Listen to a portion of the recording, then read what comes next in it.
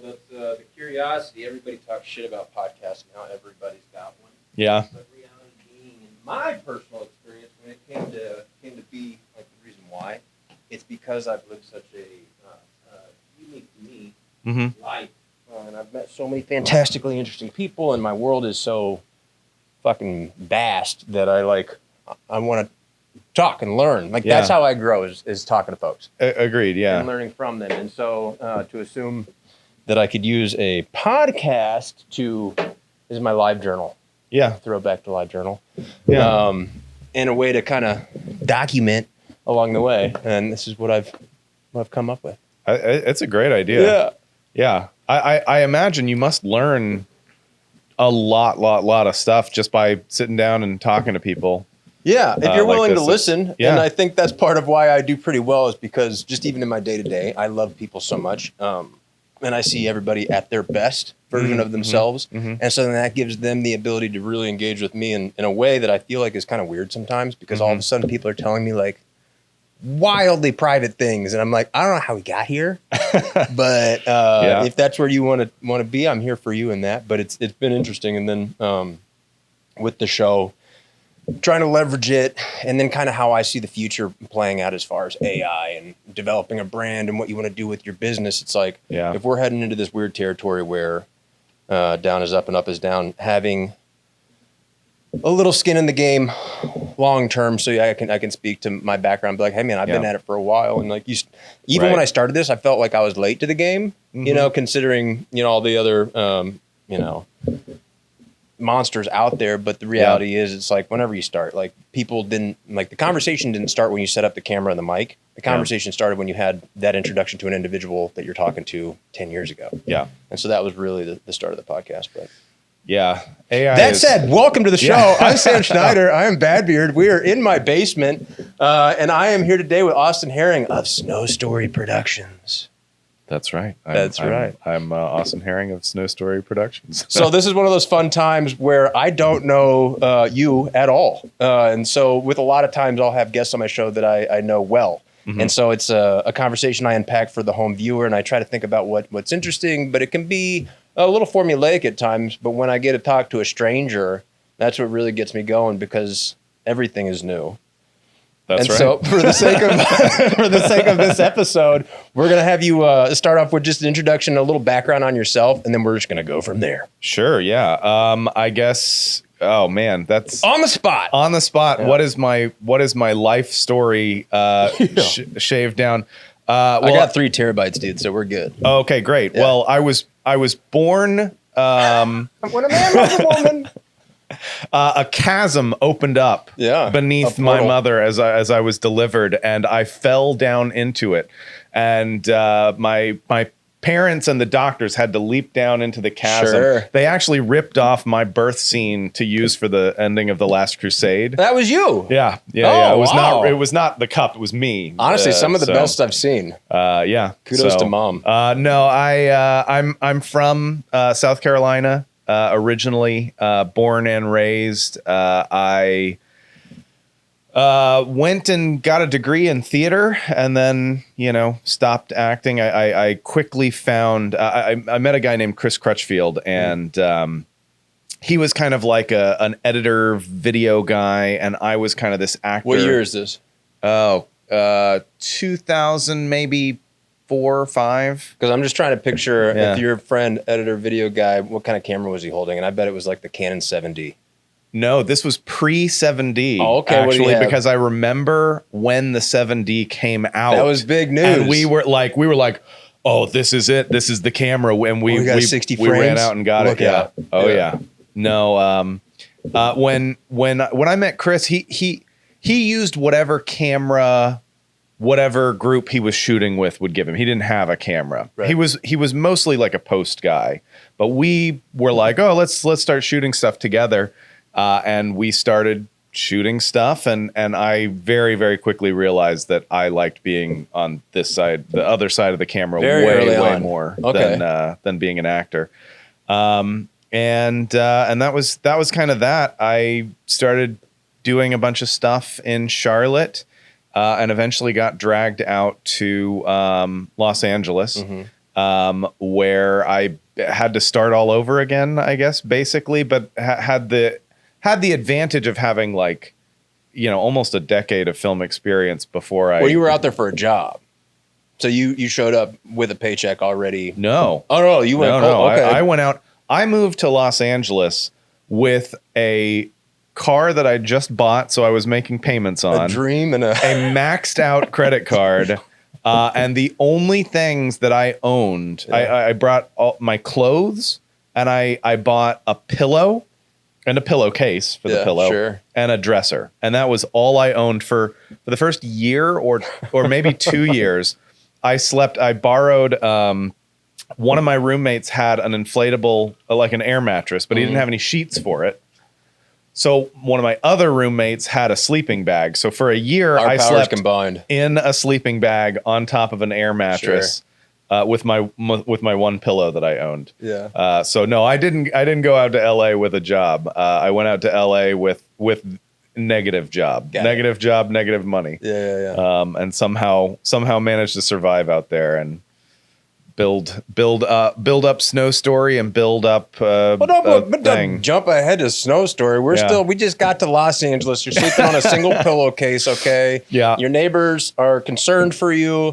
And so you went out there with 10 years of experience, and you and your buddy had been creating. Well, like, what kind of projects are you creating at this point? This is student projects. This is local commercial. Yeah. So Chris and I had we worked at a church, Mosaic, in Charlotte. We did all unaffiliated with Los Angeles Mosaic. I think mildly affiliated. I don't remember exactly. Remind me of that pastor's name out there in Los Angeles. Oh gosh, I never went, so I don't know. I know that I would know it if I heard it, but I don't know it off the top of my head. But we did all their like roll-in videos, interview, like we did all kinds of video stuff for them. And then through that and through us just kind of goofing around, we ended up doing a bunch of ads and stuff like that. We worked at a company called Image Pro, the both of us, and did a bunch of commercials for them. We were actually, Chris and I were the spokespeople for Ashley Furniture Home Store for like 2 or 3 years. Are you enjoying your couch right now? Is this an Ashley Furniture Home Store it came couch? from the side of the road, so give or take. Yeah, good. Yeah. I actually love Ashley Furniture Home Store. I think that they have great furniture. I kid. Ashley Furniture. I'm big fan. Looking for sponsors. I just like their furniture, and I really enjoyed. It was Chris and I did a sketch for the church, and the guy that did their commercial work hired me because they're based in Charlotte. I assume that's the connection. I don't know for certain. The guy that hired me, Kevin Peoples, it was based in Charlotte, and he got hired to do kind of an ad campaign for Ashley Furniture Home Store, and hired me as one of like 3 or 4 writers. And then just as we were leaving a writing session one day, he was like, oh, what would be really great is if we could take that sketch that you and Chris did and just turn that into a commercial. And I was like, well, we could. Yeah. And so we did it. And it was amongst like 5 or 6 different ads that we did. But that one was the big hit. And it turned me and Chris into the spokespeople for the brand for a few years. Yeah. So doing commercials and industrials, a lot of interview videos and training videos and stuff like that in Charlotte before venturing out to LA and becoming a very, very, very poor person. You got to start somewhere. Yeah, because I mean, you lived there. I not as a poor person. Well, I went for the most. No, I kid. Our stories are similar, and I'll fill you in a second. The most that I probably ever paid in my life prior to moving to LA for rent was like $300, maybe $350. And then I get to LA and my rent was $650. It was double. And it was only that because I lived in a house with 5 guys. Yeah. And yeah, you're right. Like when I think back and go, gosh, $650 rent, that seems like a dream. Were you in like the Valley? Where were you at? Yeah. In the Valley. Yeah. And stayed in the Valley my entire time in LA. In fact, my wife moved from New York to LA. I convinced her to move to LA for me. And she was that's a big move for a New Yorker. Yeah. She was, she was excited about it for me. And I mean, she wasn't my wife at the time. She is now. It worked out for her. Yeah. Like it could have been like, I moved to LA for this guy, and what a dud that turned out to be. But we are married now. We have 3 kids, and I think she's glad she made that decision. Yeah, okay, she's committed. But when she first moved, she was like, all right, so I either want to live in Santa Monica and I was like, no. We're living in the Valley. Yeah, this is not up for discussion. We are living in the Valley. And like 6 months, maybe a year after her living there, she was like, I'm really glad that you made me live in the Valley, because it is, now that I've been here for a little while and I get this area, I'm so glad I don't live in any of those places. Was this like Toluca Lake or something? No, we were in Sherman Oaks for the first couple of years, and then we bought a house in Van Nuys. Got it. Yeah. Okay. Yeah. Well, and this is me picking him apart, folks, just so I can get an understanding. The more he tells me, the more I know. Well, how you say our stories are similar. How did you end up? You also only owned a pillow and a dresser? Well, instead of pillowcases, I use T-shirts. Oh, okay. Because I'm a man of variety. Okay. Yeah. That is much more thrifty. Well, I could have saved a couple of bucks over here. My background is I went to film school. Okay. I went to film school in Orlando, Valencia, at the time, community college. And at the time, which sounds like just a couple years after your introduction into it, film incentives were big in Florida. We had Nickelodeon, we had Universal, we had Disney down there, and a lot of shows in production.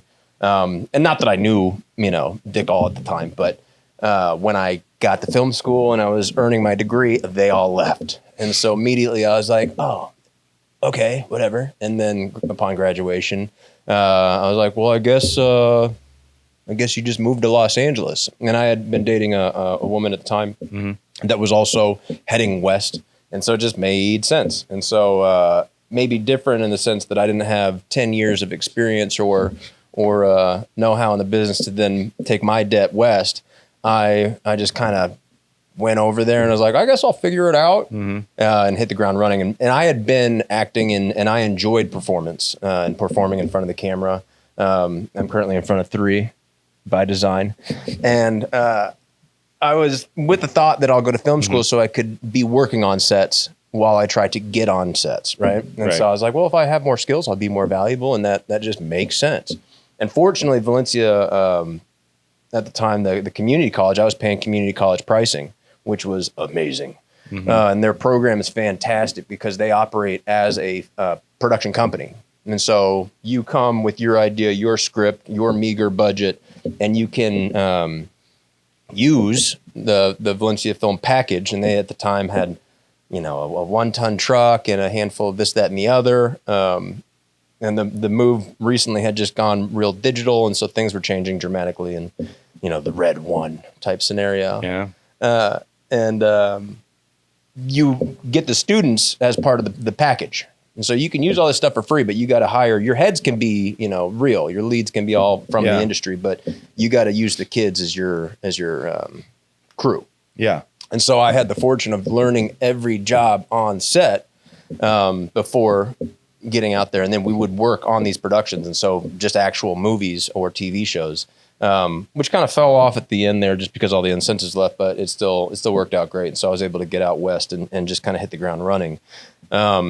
But not dissimilar to you at your time in Mosaic. When I went over there, having grown up in Florida, real conservative Christian, background and upbringing, I went to all the Christian schools until they politely asked me to leave a couple times.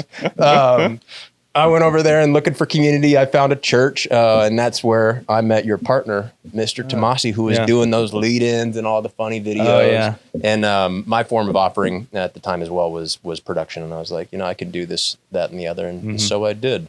And then I spent 12 years in Los Angeles, and I wouldn't say I was dragged, but upon my departure, Yeah, and then we can wax poetic about all that. 12 years. We talked about this before We briefly. did briefly, yeah. But there must be an exact off ramp for 12 years because that's exactly how long I was there. As well. So similar stories. It's wild. Yeah. But yeah, I now what? Now what? Well, so that to say, you were in Los Angeles. You were cutting your teeth behind the camera. You and Crutchfield were investing now. You didn't even say what was that first camera. I am curious. Oh, the first camera that we had, which is like, whatever he could get his hands on. Gosh, it would have been those Canon like with the. They were DV bigger tapes. and they ran on those DV tapes. Gosh, that it's so long ago I don't even remember. But I do remember, like, specifically when the 7D came out, we were like, oh man, this is it. And we ran out and got one and we started shooting everything on that and it was amazing. And then the 5D after that. And also I remember distinctly the Red One coming out and our buddy Pierce, who was one of the he group of guys more than others. He had still some room. Yeah. Well, yeah, he came into some money in an unfortunate manner, and was able to purchase the OG Red, and kudos to those guys. They're doing cool stuff, and we've actually been talking to Red about. I guess I probably shouldn't say that. That's up to you, man. I'm here. This is where we spill the beans. Well. I should not spill those beans. Okay. I like those guys over at Red. Bushes, we're looking for support and sponsorship. I love your baked beans.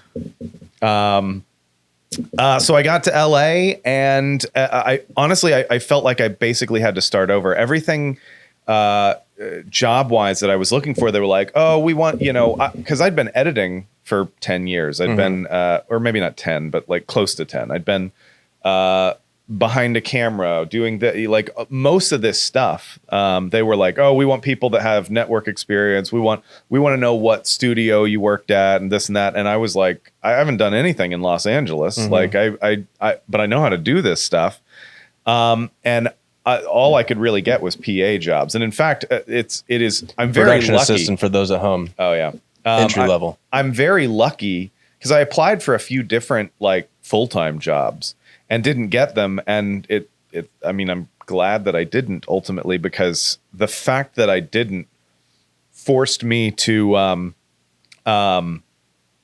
just bust my butt harder. By PAing, I took every PA job that I could get anywhere with any different group. And relatively quickly, I discovered that I knew a lot of people, and people were coming to me for introductions to other people, like, hey, do you know a guy that does this?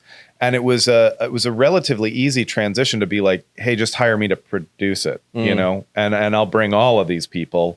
I'll put this whole thing together. And this was in addition to like, I'm still trying to wheel and deal and find little directing gigs or little things like that. But it was kind of an easy transition into producer because I'd spent so much time PAing because I couldn't convince anybody that I knew what I was doing. Right. But then once I was on set and I'm PAing with the other PAs, they're like, oh wow, you know a lot more than I do about this stuff. Like, and so I was respected amongst those people and so forth. And so I quickly assembled a team of professionals and stuff. And what year has this happened? Where were we at? Oh man, I'm so bad at years. I want to say I got out to LA in around 2011, 2012, somewhere in there. Yeah, that's about right. Okay. Yeah, that's about right. Probably 2011, 2012, maybe 2013. But I'm going to say 2012. In the last decade. Yeah. I'm really bad at years. Yeah. When I say last decade, it's already more than 10 years since. Yeah. 20. Oh, geez. Isn't that crazy? Time flies. Yeah. I got old or something. I don't know if you did. You look great, you like too. fine wine now, dude. Yeah. In reverse. What are you talking about? As I have like my new scar from another surgery, and that's part of life. Yeah. Eventually I did start working with our mutual friend, Ed. Which brings us, why we're together today. Yeah. Yeah. Did you guys, well, and you guys can't tell, maybe you can, as he's sitting on my teeny tiny couch, he's a tall dude. How tall are you? I am 6'2". 6'2". Yeah, he's a tall 6'2". But our other guy, Ed, is also a tall dude. Also a tall dude. I just picture you guys at a volleyball game, and you just like high-fived over the net, and you're like, you want to hang out? Yeah. Not far off? No, actually, but believe it or not, and I tell people this often, but the reason that I started working with Ed and continue to work with Ed was, I told you, like, I moved to LA, and all of these people, whether I was applying for jobs or whatever, and they were just like, oh, I don't see any, you've been an editor for 10 years, but you've never worked for ABC or Universal, like, psh. Or I would meet these, like, I don't know, the LA wheeler dealer types that are just like, you know, stick with me and I'll help you even though you're a little nothing, you know, like that type. And Ed was carrot and string scenarios. Yeah, Ed was kind of the first person. I literally responded to a Craigslist ad that was looking for an assistant, not even an editor, but an assistant editor, because I was just like, I need any job that I can get.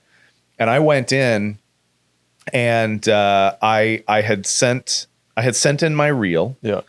And I sit down for a meeting with this guy, and he clearly had not watched my reel before I get into this thing. And I know, because he's like, let's just pull it up again, and I'll watch it with you, and then we can talk about it.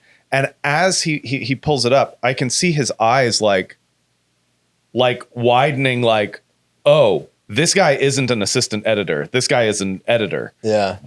And he starts like, listen, is it good way to be? We're gonna be in touch. Like, I don't know, like, you're clearly an editor, right? And all we needed is an assistant editor, but like, we'll find something for you, type. Like, and like, a few days, maybe a week later, he calls me, and he was like, listen, man, I don't need an editor. I need an assistant editor.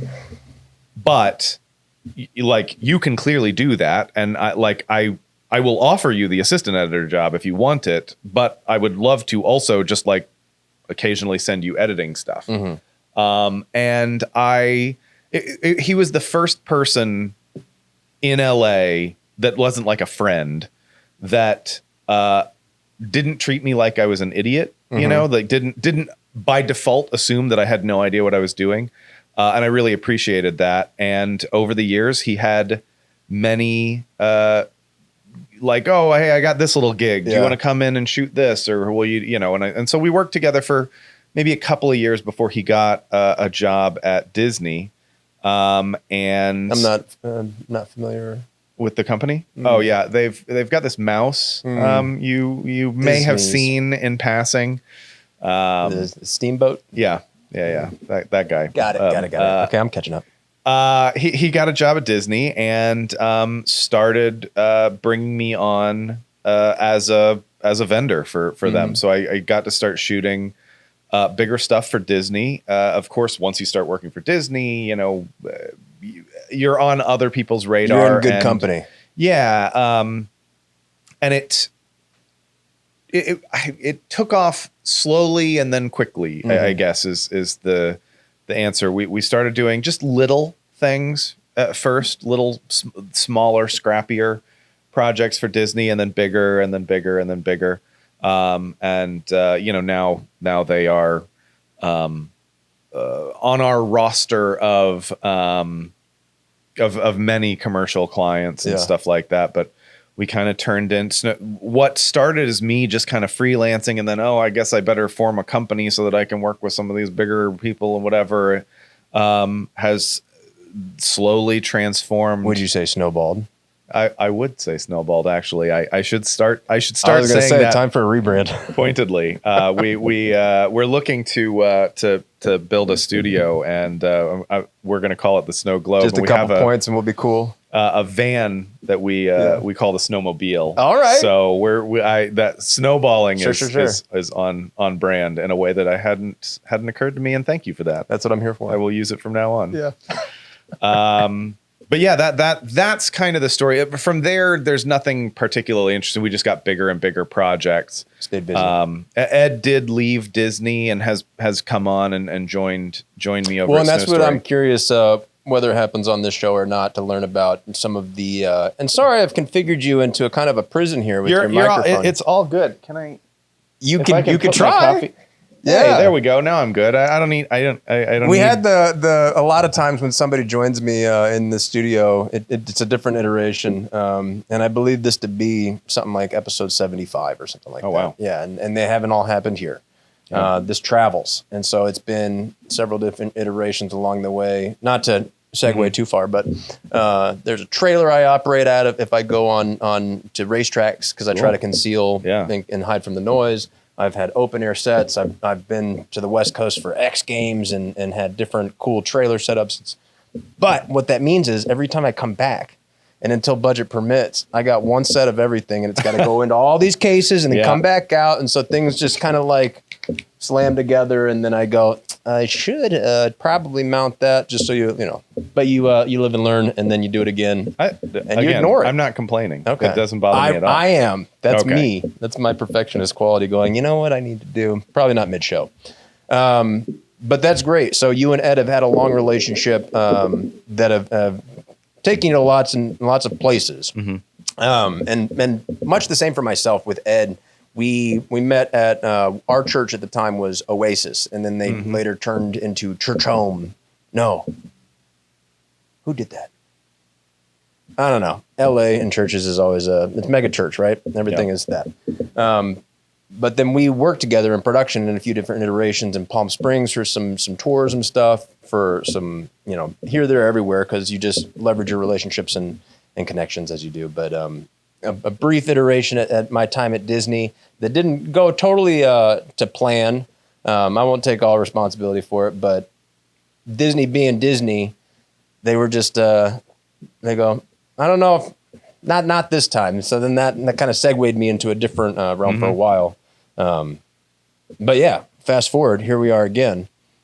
And we're talking, as you've seen it from where you started, we're moving into a different timeline of things. And that is where film is going. You've seen it, kind of several iterations along the way. But what we're moving into is this kind of consuming, everybody's glued to their phones. Yeah. And this is the kind of the next transition. You've had a lot of opportunity along the way, but what the latest opportunity appears to be with a lot of even relationships I have here in Atlanta, people are working on these vertical film sets. And so that's not just, your typical like influencer on TikTok. This is actually scripted. This is actually, high level production going into a vertical format. What is going on with that, man? It's oh shit, hold on. We just dumped out the guns here, and I'm saying, what are we looking at here? disturb the comfortable and comfort the disturbed. Oh, is what I've got here and here. Before you beat the shit out of them, you're just like, that's right. Yeah. No, I just thought that this was a good spot for it. I've always liked that quote. I don't remember who it's originally by, but it's supposed to be about the news. Okay.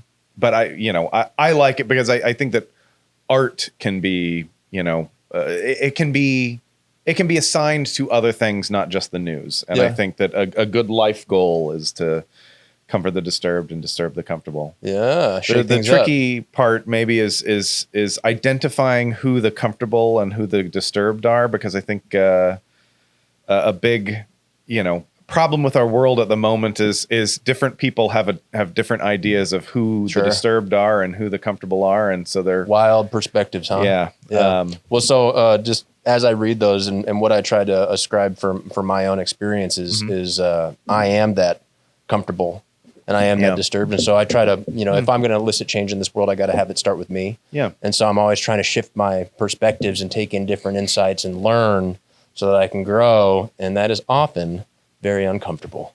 It is. Yeah. It is. And I think that that's a great I've always, I don't know, every time I hear the Michael Jackson song, Man in the Mirror. Okay. I think that's such a great, that's the thing.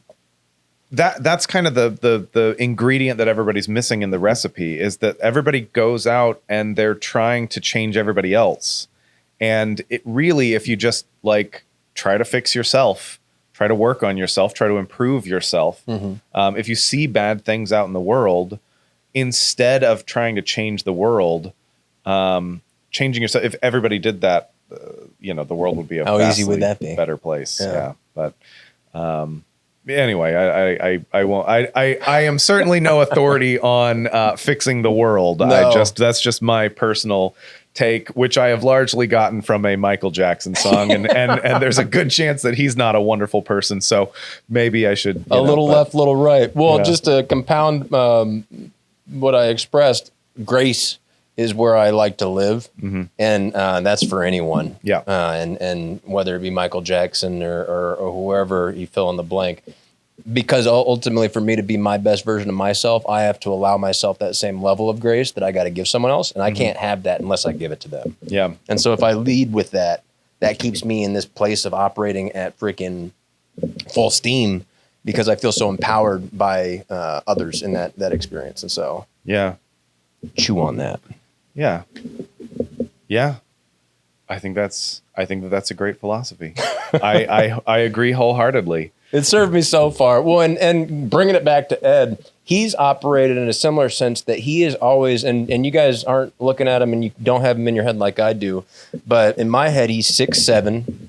His smile is just as 6'7". He's like 6'4", 6'5". He's like, tall. Okay, so I'm saying, let me paint the picture here. Okay. Yeah. Sorry. So, but equal to his height and stature is his personality. It comes into the room, and this is a big, studio space in my basement here, but he would fill it quickly, and he's always with that same smile and charm, and so it's fun to be in that world and play with him. And so when I was introduced to you through Ed, I was curious. I was like, well, who's this Austin guy? And what the latest iteration of Now I Hear Snow Story, because I knew him previous to Disney. I knew him at Disney. And then to hear now with what he's getting into, I'm excited, because to be in business and with individuals like yourself, it's exciting because you stay to the forefront. There is a lot happening, and you're coming. And now we're coming back to verticals, right? Yeah. And so this new format that is popping up, not just for TikTok and Instagram and Reels and you name it, and Shorts, whatever, but there is the same narrative business that we live in and how it's making its play in verticals. So I guess just start with explaining what verticals are. Yeah. Well, so verticals, they're basically like soap operas for your phone. That's the easiest way to spell it out. They're 1 to 2. It's 60 to 80-ish, 1 to 2 minute long episodes. So the entire episode in 80 seconds. Yep. I mean, so they're basically like TikTok or YouTube Shorts or TikToks. Wait, did I say Reels? Yeah, like all of that stuff, but where like I will scroll YouTube Shorts for way too long. I haven't gotten on the TikTok trend, but you consume one and then the next one and then the next one, but you're always swiping to see the next one. Whereas it is a continuing story. So it's divided into 1 to 2 minute segments. But it is an ongoing story, and that ongoing story is about the length of a movie. So it's a movie. It's just a movie that's broken up into very tiny, digestible so parts. The full feature length broken down into 80-second segments. Correct. Okay. And normally, I mean, you'll have like a single scene with 2 characters in a location that is like 5 episodes long, because that's just. That's what the format is. There's some big reveal. There's some cliffhanger. If they're not about to like rip each other's clothes off, then they're about to pull out a gun or reveal an evil twin or something like that. They are very melodramatic, very soap opera-y typically. Well, because I got to imagine with how these are shot as well, they're not getting 12 takes to get it right. They're like, and moving on. They're like, okay. So there's there like an honesty to it with that as well? Yes and no. I mean, what you end up... the vertical space has kind of found its actors, and those actors, like they just they always know their lines. The guys that didn't really have their lines on the day, like Quick they cut. just kind of washed out quick, you know, even if they were big or whatever. The actors now in the vertical space, because it's now that it's been around forever and a year and a half, really come knowing everything, so they don't screw up their takes. You don't have the opportunity to finesse the performances as much, so they kind of have to bring it. And again, the ones that are working over and over, that are doing this more consistently, they've figured out it's melodramatic. They want kind of specific things from a lot of the like supporting characters. They want like these big villains that are like crazy and chew the scenery and are kind of comedic, silly, over the top. From the leads, they want everything to be earnest. You know, they want everything to be life or death. You know, and most of the actors seem to get that. And, my time in LA with my previous partner was. She was Korean. Her family was Korean. And they were real into Korean dramas, you know, the soap operas. And so I was familiar, but it almost harkened back to, you know, those, you know, movies and shows from the 40s and 50s that are just way over the top. Yeah. And animated, more theatrical in the sense, less. They're not, I wouldn't quite say they're that, like, they feel genuine-ish. I mean, it depends from one to the next, but that's largely, I find, dependent on the how good of an actor or actress are you're leading to, because these are romances. It is almost always focused on two main characters that are in every single scene, and the supporting characters are much smaller roles, but their acting really drives it. And so when I've seen stuff that is a little more schlocky, it's just because they're not as good at actors. Yeah. It's not because it's not so stylized as, say, Korean dramas. It's more, honestly, you know, the thing that I think about a lot, and here's where something that I think that one of the reasons that I think that verticals are blowing up in the face of Hollywood's kind of decline is that people want those cliffhangers all the time. I always think about, if you've never heard, you should listen to, there's a recording, or at least a transcript, of the conversation between Steven Spielberg, George Lucas, and Lawrence Kasdan when they were writing Raiders. And they were, I forget what it was, but I want to say they were like, no, every 5 minutes there has to be a cliffhanger. Like every 5 minutes, his life has to be in danger, and he has to be about to die, and we have to be worried about him and think for a second that there's no way he's going to make it out of this. And I think that, and I don't think that these Chinese people that invented the vertical were listening to that, but right. I think they stumbled into the same kind of thing, that by having a cliffhanger every minute, you just keep people so that hooked. was going to be a question I had in regards to pacing and when you're shooting these things, because even if I'm playing on social media or with this podcast, you create things and snippets in a way that you got to hook people, and there's a formula and an algorithm that you got to play to, and so when you shoot these verticals, you're shooting it with that pacing and beats in mind, that you're like, all right, let's get a pop. Oh yeah. No, we're shooting these with it in mind, that they need to be fast paced, that everything needs to be dire, that we only have people's attention for a short amount of time, and then we lose them or we gain them. This is something, I have a theory. And it's another thing that is like, why verticals are doing so well. Yeah. This is a longer theory, so I apologize. Please. But I told you we got 3 terabytes.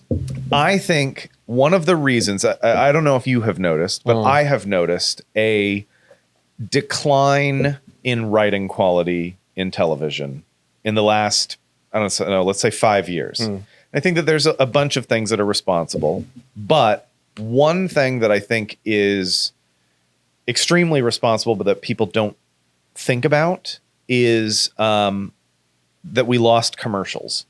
It used to be that when I'm flipping channels or I'm like, I'm going to try out a new show, the commercial break comes on, and during that commercial break, I immediately go to the What's On channel, and it's scrolling up, and I go, oh, look, Seinfeld rerun. Oh, Braveheart's on. I don't care what part. I'll just go watch it. But so the easiest thing to do back then, back when there were commercials, was to find something else that's on, because you have a limited supply of other things that are on, and a baked in opportunity to go find it. And so as a result, like scratching like a evolutionary like itch to hunt. Yeah, maybe. Find. Yeah. And I love that you call it the What's On channel, by the way. What is it called? TV Guide, the TV Guide channel? Yeah. I don't know. The What's On channel? Yeah, the What's On channel. I get. So you go. So the easiest thing to do is to change away. So what writers had to do for their cold open, you had to grab people's attention with as much of a hook, a big cliffhanger, a big like, I'm going to stay here through that commercial to watch the next bit. And that had to be the same with every commercial break. We also had a time period where you had to wait a week to watch the next episode, and that next episode came on at a specific time in a specific slot. So you had to make sure that you were free. You were invested. Yeah. And so what you had was much more baked in cliffhangers, much more baked in like, I gotta sell you on this quick. Exactly.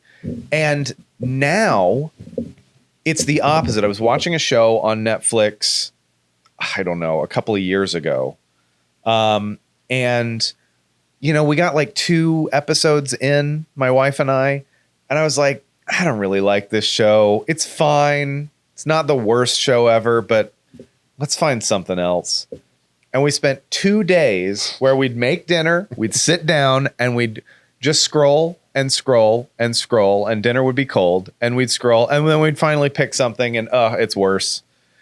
And then we'd try again, and we'd scroll and scroll. And finally, I was just like, you know what? I'm tired of doing this. Just put on the show we don't like. Yeah. And so it has become, and it occurred to me, it's become the easiest thing to stick with a show, because the next episode is right there. The next episode is right there. They're all long form instead of episodic.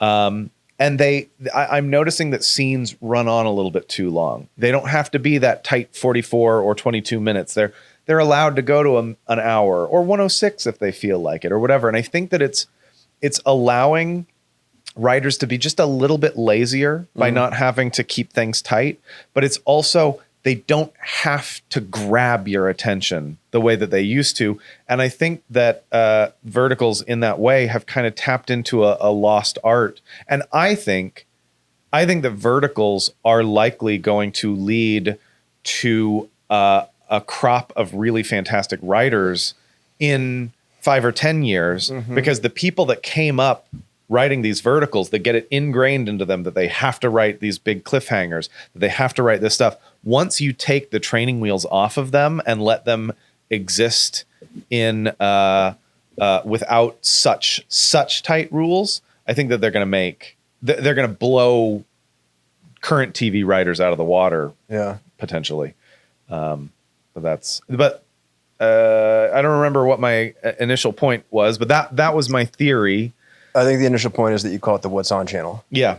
Well, as you downloaded your theory, I had about 1,000 questions, and we could have an entire show and series about what what that interesting little case study on the human brain is, because of, like you said, like how many times do you end up like it's I'm scrolling and we can't pick the thing because everything's available, and well, I want to watch something like this, but then there's so many options. And even in a space like my basement, I find myself, I'm way more creative when I'm confined. Yeah. And opportunities and that candy bar is sweeter when you only have a few options, or you know what I mean? It's like you got too many, it's too much. And a friend of mine explained it when I first moved to LA, we were talking about actors and how there's just too many in LA. And he was like, truly, it's like if you go to the store and you're trying to buy a washing machine and they have 8 washing machines, you can talk to the person who's at the store and be like, oh, this one's the cheapest, but this one's the quietest, but this one washes the best, and this one's the best, and you can figure out what's the right one for you. But if you show up at one of those warehouse stores and they've got just like thousands of rows of washing machines, you're just going to be like, I don't know, this one, I don't care, whatever. Like you become overwhelmed. Yeah. Yeah, absolutely. I'm sure there's been any number of studies done specifically on how and why people do that, but to hear it ascribed to this idea now with what verticals could be, because it's such a different way to intake a narrative of a film. And I know a lot of them right now are catering to a demographic of women or people that like these dramas and all that type of thing. And the ones that I know are being produced here in Atlanta, very similar as such. But what is going to be that progression to hook a guy like me? Like, am I going to be somebody that's subscribing to and sitting down to watch like my action flick? Am I going to see a stunt heavy? That's my background. Like, what's the future? Stunt, maybe not. And the reason for that is less genre and more just like the vertical frame does not lend itself to stunts the way that a horizontal frame does. In my opinion, this maybe I'm wrong about. I think that eventually we will see action stuff. Well, and is that because just for framing and traditionally how they're shot, we're on smaller sets, there's only so much as wide as you can go. Right. Versus like if you're talking about these big players jumping in, then all of a sudden we got studios.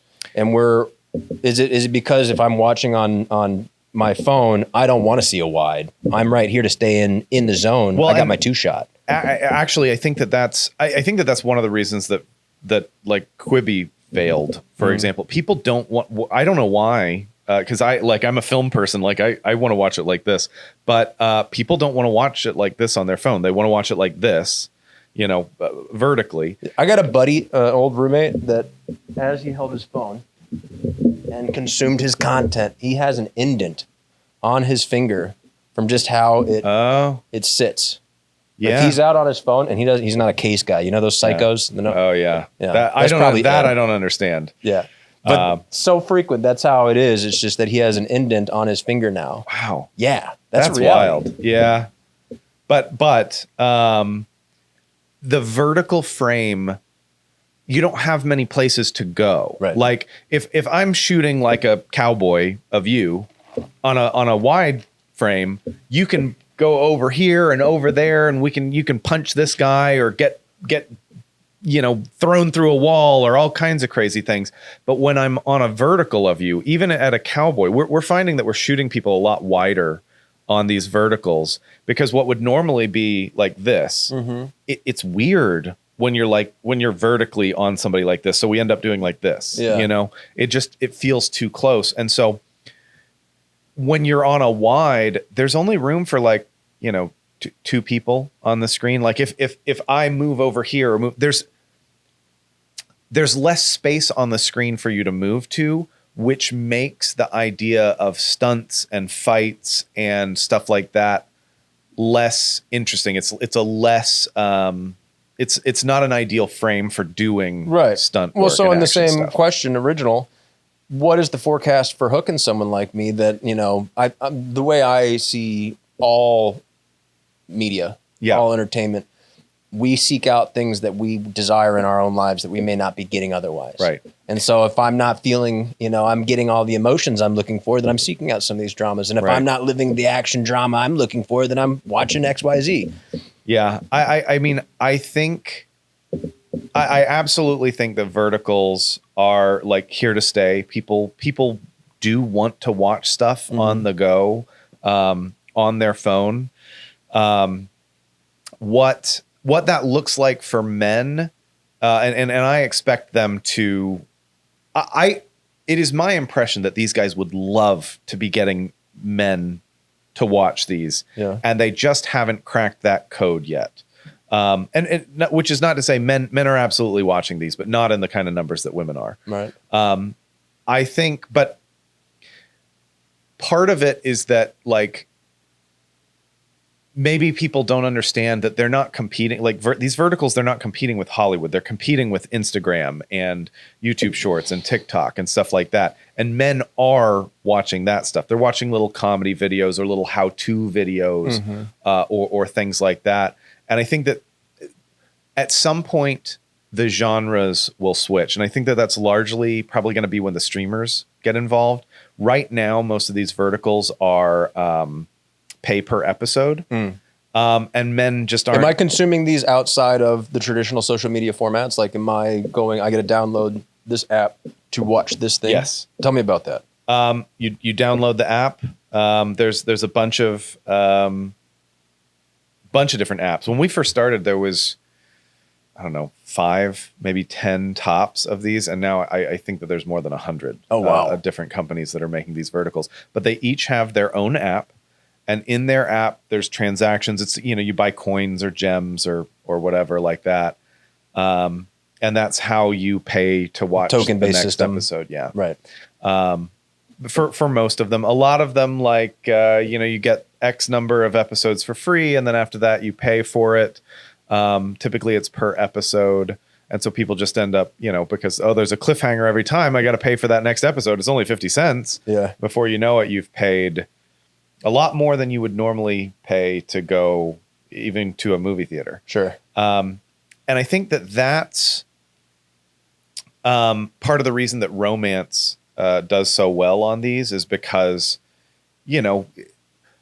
I have to pay that 50 cents to hear him say I love you is a lot more compelling than, say, a horror movie where, like, you got to pay 50 cents to find out what's behind the door. Right. Or a comedy to pay 50 cents to hear the punchline doesn't really feel like. Well, is that fair to say, though, that like that would be for a horror demographic and genre, that would be appealing because it's not necessarily a choose your own adventure yet, but at the same time, it's like Scooby-Doo or something like that. Yeah. Like, who's behind that mask? Like, I do expect mystery to be one of the next big genres. And I'm anticipating that, or like true crime, maybe like sort of horror, like mystery more than horror, thriller more than horror, being kind of the next big shift.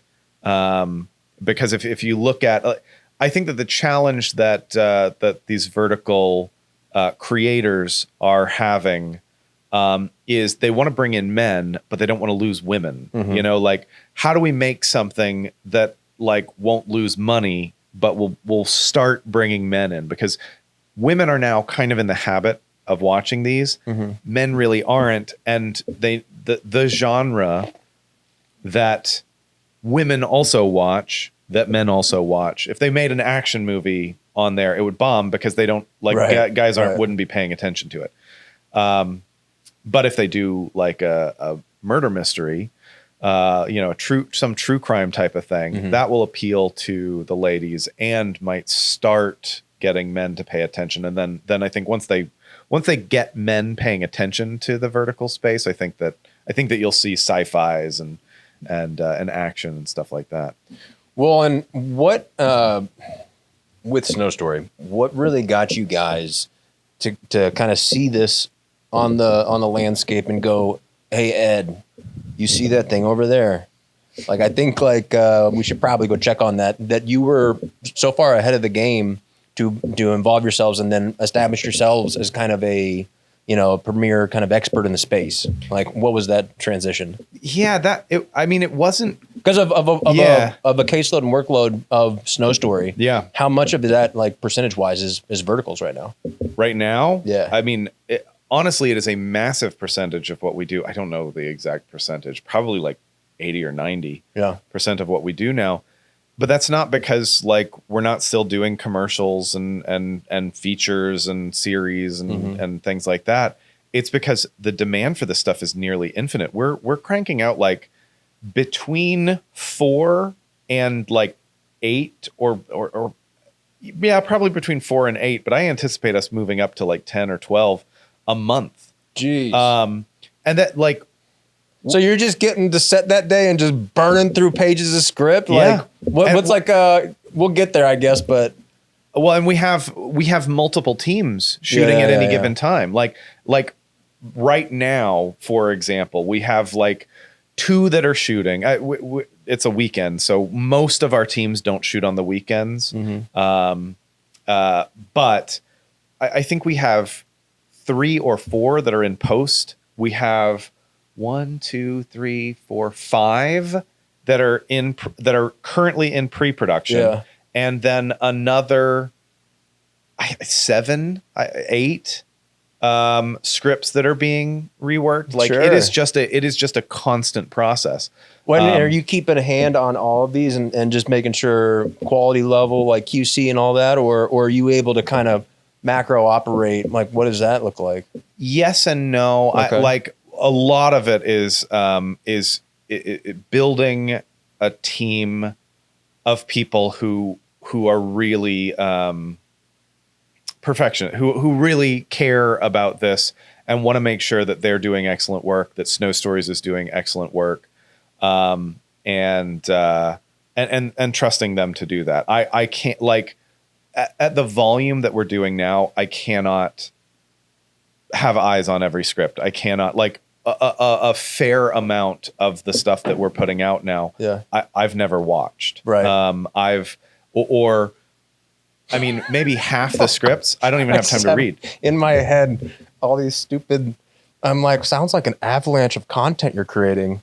And then as you say, I can't even watch them all. I go, talk about a whiteout. I'm like, sorry, I got a little stuck there. Yeah. It's the jokes they write themselves. I tell you. But it is like volume wise, it's just massive. And it really feels like the demand for these is infinite. Like it went from a year and a half ago when we started doing these, it was like people did not take it seriously or kind of like look down, like, look, what is this thing? And now it is like, it's a gold rush. Yeah. It is what it feels like. Put that in context for the home viewer that just went from cable TV to now they're on streaming services to now you're talking verticals and like, I got to download this other app or whatever. It's like, because what an interesting time we're in. Like you're talking gold rush where there's a shift, you know, and it's like big studios aren't putting out big budgets. And so there's a lot of people that are still wanting to create and that this is happening regardless. Yeah. So what is that in relation to all things? Well, in one way, I think it is a pendulum swing. Like Hollywood has clearly been spending too much money on their movies. The example that I like to give is, you know, the Marvels, that was this famous box office bomb. Mm-hmm. But do you know, because I was looking at this because I was, you know, looking to raise money for a feature. And so I was kind of like comparing apples and oranges to show to investors and stuff like that. And I wanted to know, like, how much did the Marvels make in the box office? Do you know that the Marvels made almost the same amount? It is slightly less, but it is basically the same amount as Braveheart in the box office. And you would never call Braveheart a bomb, obviously. Like, Braveheart is a huge success. It's a widely beloved movie, and it was a big box office success. The difference is that the Marvels cost $400 million, and I think that Braveheart cost 80. You know, like, and what executive thought that, like, you know, that this movie is going to, you know, I don't know, make as much money as they spent on it, is baffling.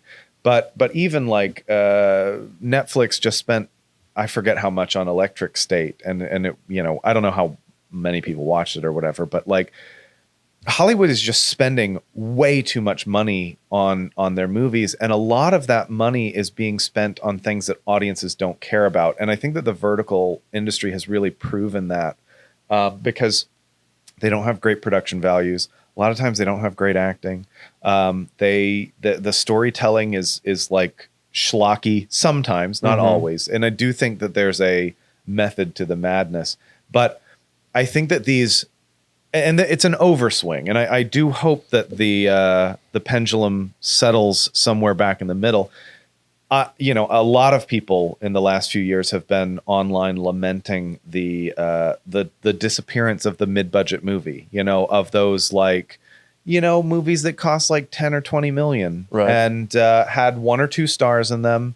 Pretty simple premise, didn't have a whole lot of expensive stuff in it, and we used to get tons of those. That used to be the the main kind of movie that like I loved going to the movie theater and watching. And my hope is that we settle back in around there. I think Hollywood just got too excited about chasing after the next big Avengers movie. Is it the, you know, the whatever but analogy I'm looking for, just like that we're getting back to a place of like where indies can find like these writers that have good story, but like it's not being pre-sold for 20 million or whatever, Yes. that they're able to be made and seen and heard.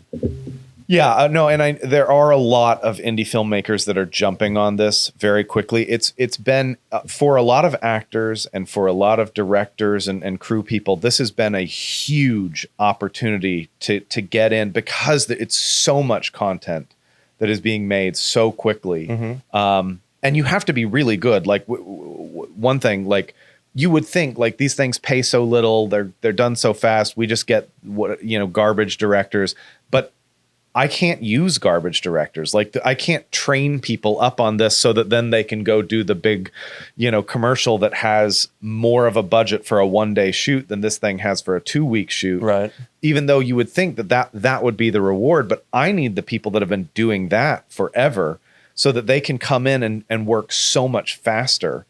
I know that there are a lot of writers that are writing these on spec. I know that there are a lot of directors who are going out, shooting their own verticals with their friends, and then reaching out to Real Shorts or Drama Box or the major vertical players and being like, "Hey, and you work with all these as well." Yeah. We've worked with.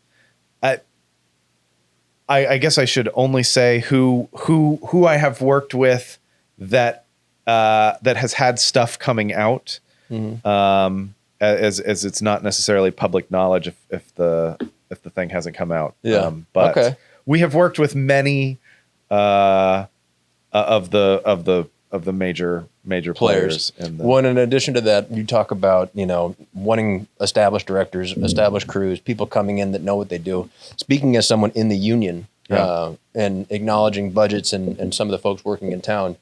What is the future for that look like? Are we going to go to union shoots? Is it going to be able to operate like that? Or, I mean, not to say that we're like, racing each other to the bottom or something like that, but like, what is that in context to a guy like me?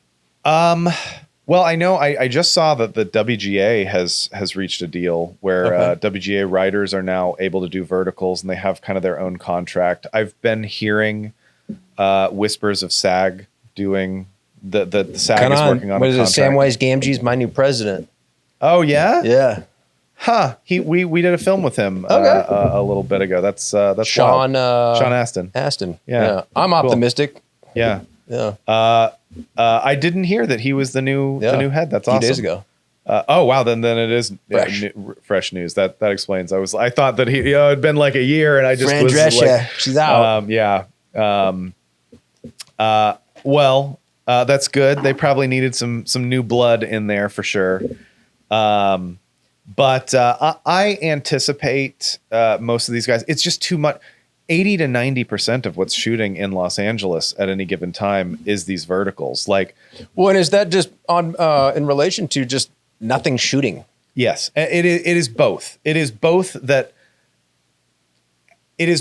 and they exacerbate each other because the fact that nothing's shooting, like I said, when we first started doing these verticals, everybody was like, I don't know about this. Like, and I think that's one of the reasons that we were one of the first bigger production companies to do these, is because any like real production company was like, are you kidding? Like, you're saying that you're going to give us the budget that we normally have for 1 day of shooting, and you're going to give it to us for a whole like 2-week shoot? Pass. Yeah. And now they're like, well, actually, we'll take it because we're that hungry. We haven't worked in that long. And I think, and same thing with crew. A lot of the crew was like, grumble. These rates are terrible. And now they're like, thank you so much for paying me a rate at all. I'm the only one that I know that has food, And so I think that the verticals, if Hollywood hadn't been in the dire straits that it was post WGA SAG strike, I don't know if they ever would have quite caught on and taken off the way that they did, they were able to get much better people than they normally would have had the industry been in a healthier state. So the pain that Hollywood was in allowed the rise of this thing.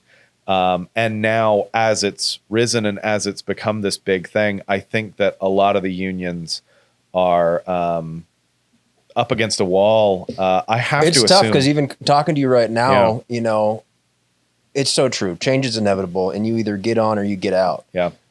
And what I don't want to do is to be rushing to the table to say, whatever, I need the work. Yeah. And I take a huge hit on that. Yeah. And so if somebody watching this is like, all right, buddy, and so I just, but the reality is how quick overseas or you name it.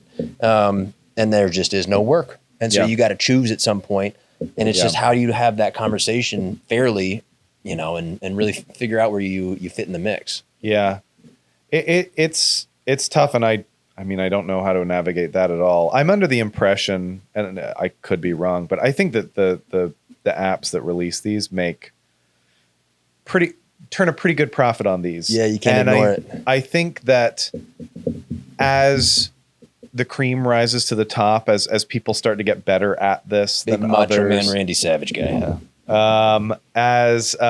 we've already seen they're paying their lead actors significantly more than they were at the beginning. Well, is that working out sometimes, like some of these deals that they're like, I got you for 10 films exclusive? They were doing that. And some of them have done that.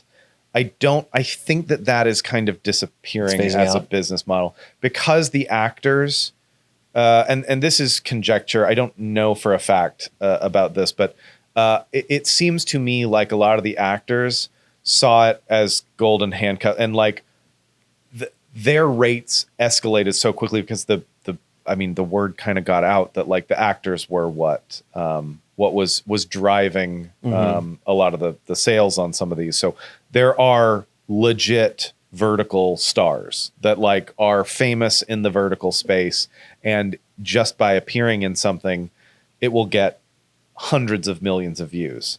And so they started saying, well, all right, I'm worth more. And so they started paying them more. Well, and I feel like such a square because I'm so far removed from the conversation, at least at this point, that I who's watching these and who are these stars? Because the like celebrity is kind of a misnomer these days. Like everybody like, oh, this TikToker is a celebrity. Like, what's a celebrity anymore? But like to say that they're garnering a rate according to that celebrity. Yeah. One of the legitimate stars of the vertical space, when we first started working with him, he had like 4,400 maybe followers on Instagram, and now he has like 140,000 in a year. Right. And it's just because people watch these videos. I think that a lot, not all, but I think a lot of these vertical stars are going to transition into Hollywood stuff. But at the moment, they really don't need to. And that's going back to the union thing. If I'm Sean Astin or whoever, I'm terrified. I have to assume these people are terrified because in Hollywood right now, if you are not in SAG, you are working and a lot. And if you're in SAG, you're twiddling your thumbs and you're watching all of your friends that aren't in SAG. Even if they can't act their way out of a paper bag, they're just booking project after project after project because these verticals, and it's, I can't speak to, they're probably having their own negotiations right now with these apps and stuff like that. And I have no comment on that. I don't know anything about that. So again, conjecture, but, the problem for these verticals, it's not even the rates. They'll pay the rates. They're clearly like they're way in excess of SAG minimums for the leads already. Yep. And it wouldn't be a problem for them to hit SAG minimums for the supporting and stuff. But SAG is slow. It's a slow process. It's the whole getting this and that. Turn that Titanic, Sean. And so I don't think that these verticals are willing to deal and to deal with SAG because it's too much red tape. They don't have and to. It's too slow, and they don't have to They don't need SAG actors, and I have been told pointedly they don't want SAG actors. And it's not about not wanting SAG. It's about not wanting all the red tape and paperwork and whatever, and they don't feel like they need celebrities. Yeah. They think that celebrities are not worth the money that you would pay for them, and I think largely they're right about that. I think that part of the fun of these verticals is that they have their own stars. Like these aren't like, it's not like Timothée Chalamet starring in something, although I'm sure that would be big, but they get to feel like this is their person that they have a relationship with, and he isn't some big Hollywood star. He's just a vertical star. Well, and jumping back to even the production of it, like these guys are getting quick lines, quick takes, and moving on. Yeah. Like, is there a less manufactured experience to this, that they feel like they're getting a more authentic version of either their star or the production, that they're like, it's not so, lost in cinematic, that it's like far removed from their own visceral experience, that they're like, oh shit, I can tell that they did that today and I'm ingesting it today. Like, it feels much more tangible to them. I'm saying this having not watched it. I don't know. Yeah, that's an interesting thought. We did a web series a long time. I'm backing into a story to work my way back to an answer about Magic: The Gathering, a YouTube series, and we were bringing like better production value, better writing, better scripts, and whatever. And we looked at a lot of the other Magic: The Gathering themed web series that were out there, and they weren't very good. Their production value was crappy. Acting was crappy, the writing was crappy, but they were huge. And I chalked a lot of that up to like, well, they've been around for a long time, and so they've slowly built up an audience or whatever. But I was talking to Connor, who was the lead in our series Mana Screwed, about it, and he said something that it blew my mind at the moment, and I'm thinking of now that you're saying this. And he was like, for a lot of like YouTube stuff, he was like, when I'm sick, sometimes I put on these YouTube series and I appreciate the fact that the production value sucks. I appreciate the fact that the acting sucks. Like, it makes them feel more real. They're just my friends. And in that same way that when I'm sick, I'll put on Friends, because they feel like my friends, because I've watched that show so many times. There is that added level of authenticity to specifically at the time, like YouTube series. Yeah. And I've not thought about that as it relates to verticals. But it's possible. I know that I will say in the early days, I would have said, yeah, that's probably something. Maybe not though, because the production value of these has been going up steadily. Right. In just in a year and a half, like they went from being like kind of unwatchable garbage, no offense. By your own metric. By my own metric. To be like, a lot of these I will watch now and I think that they're fun. They're not my cup of tea, but I'm like, I would watch this. This is what fun. happened to Timmy? I got to know for 50 cents. Yeah. So the scripts are getting better. The acting is getting better. The production value is getting better. All of that stuff is getting better. And, like people are consuming it. I think that people do want quality, but they don't care about it quite as much as us Hollywood folks think that they do. Right. I guess. Well, that's the same. Depending on how you define quality. Yeah. I should clarify, because audiences want quality. I'm not saying that audiences are dumb and don't care about quality, but some of the things that we film people obsess over are really unimportant to general audiences. That's always been a great debate for me, and one of my favorite DPs for budgets and such when it comes to camera packages and lenses and this versus that and this new whatever. And I'm like, if the story sucks, nobody gives a shit. Yeah. They're not going to be able to tell the difference between that lens, that Zeiss, that prime, that anamorphic. Like, I love that you love that. Those are all things that just add a little bit. It's like, and it's all 720 on our phone anyway. So swipe. Right. Yeah.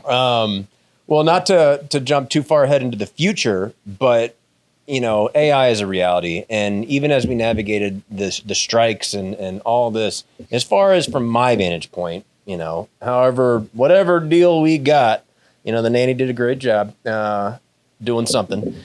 But from my perspective, like what can be done cheaper will, what can be done safer will, there's just the progression of things. And so even with verticals and as such, what is even a far future when AI can present itself with just a couple of great prompts, have your 80 seconds come up with and act it out and all that. Like, how do we position ourselves? Because the answer behind my own question is that obviously there's always going to be an idea for that connection to a real thing happening. I want to know that this is real, and but it's getting blurry. Yeah.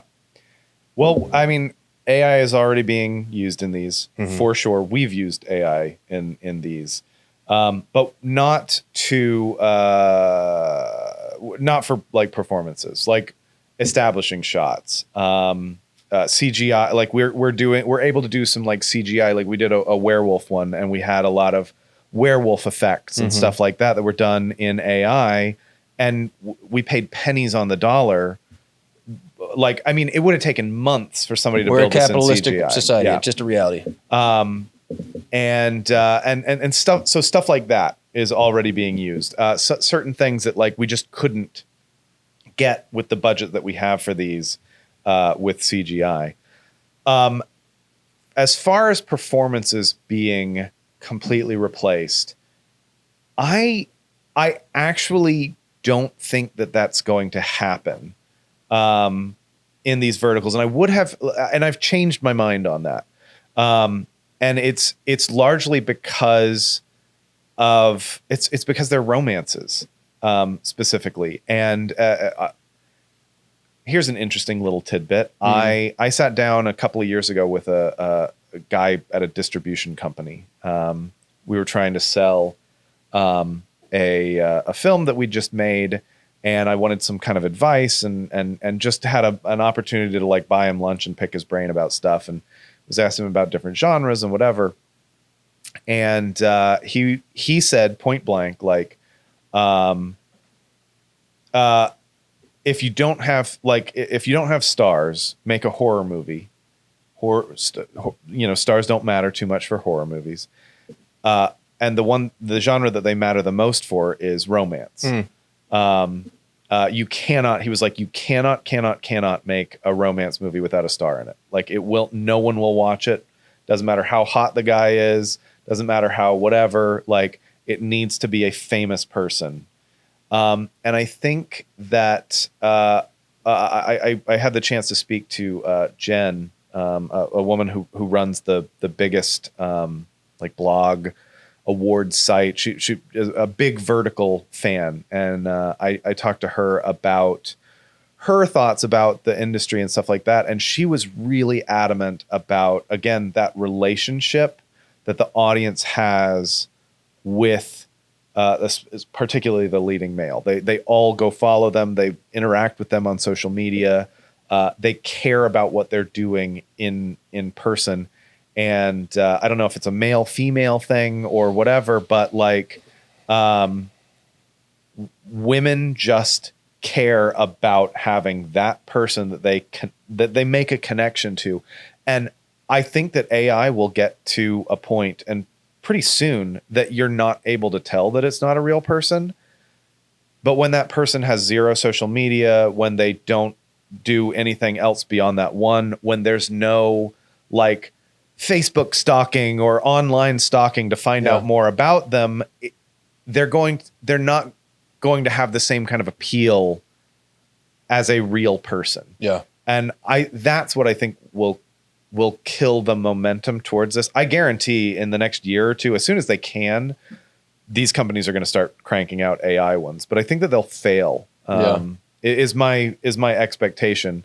When we're talking about doing it again, I'm blanking on the word, but like adding little bits of AI to enhance. That's the word I was looking for. Well, using it as a tool rather than the whole. Correct. But when they sit down and they try to make an entire vertical with AI, I actually think it will fail, even if it is completely passable. Yeah. Because of that actual that relationship that the audience wants to have with the star. I mean, I would agree, and again, from my vantage point, the way I see it is specific to your point. Like, if I'm consuming this romantic whatever, it's because I know that not far removed from this character is that guy in real life that I, would desire a relationship for all the qualities that I'll just ascribe to him. In real life, he could be a piece of shit, but through these different, channels and as I see him and as I've kind of just labeled him, he's that for me in real life as well. Yeah. And then even similar in the sense for guys, and why I think a lot of social media works is because people are living lifestyles, however manufactured they are, that an individual can say, that's what I would do. That's how I would do it. Right. And even if it's the biggest, best version of themselves, like, oh, that's like me when I do it, and that's the relatability. Right. So I agree, even with the, when it comes to the verticals and all things, it's like, it's got to be real to a degree or else people won't feel the weight. I think that's right. I think, and I'm somebody who thinks that, I don't know, 10 years, maybe, I don't know when it'll be, but I think at some point, you're going to sit down on the couch with your wife and you're going to go, TV, I want to watch a James Bond movie, but as if it was directed by Alfred Hitchcock. Yeah. And can you make, Marilyn Monroe the leading lady and, pick somebody else. And then you're going to name your friend to be the supporting comedic relief. 100%. And your TV is going to be like, oh, he's not available. Ed Tomasi hasn't signed up to have his likeness used in movies or whatever. And you're gonna call him and be like, Ed, what the hell? I want to put you in this Bond movie. You could have been the villain. And he's gonna be like, oh man, I'm just not cool with that. And you're gonna be like, fine, make it Jack Black. And you're gonna be able to see different people from totally different time periods acting, and you're gonna get it as if it was directed by Wes Anderson. And, in whatever genre, but I don't think it'll completely take over. I think that will be available and people will start doing that. But I think that, I actually think that it would not, I don't think it will replace verticals, at least not yet. Well, not for a while. To jump back to, it's the same way with what I see for stunts and cheaper and safer and stuff like that. There's always people that want to know it's real. They want to see, feel the element of danger. And Tom Cruise is always going to be jumping off of something. Yeah. And so even for that, because I had a conversation not 2 days ago with somebody that's like, it's going to be that where it's like, and I want the lead to be me. I want to see that. Yeah. And people, and if you're not hip to it yet, it's not so far off. And so that's crazy. Like, as technology is so exponentially developed. Yeah. Exciting, scary, all things considered, but cool the same. I can tell you with definitive factual information, a lot of big people are taking verticals very, very seriously. Very seriously, yeah.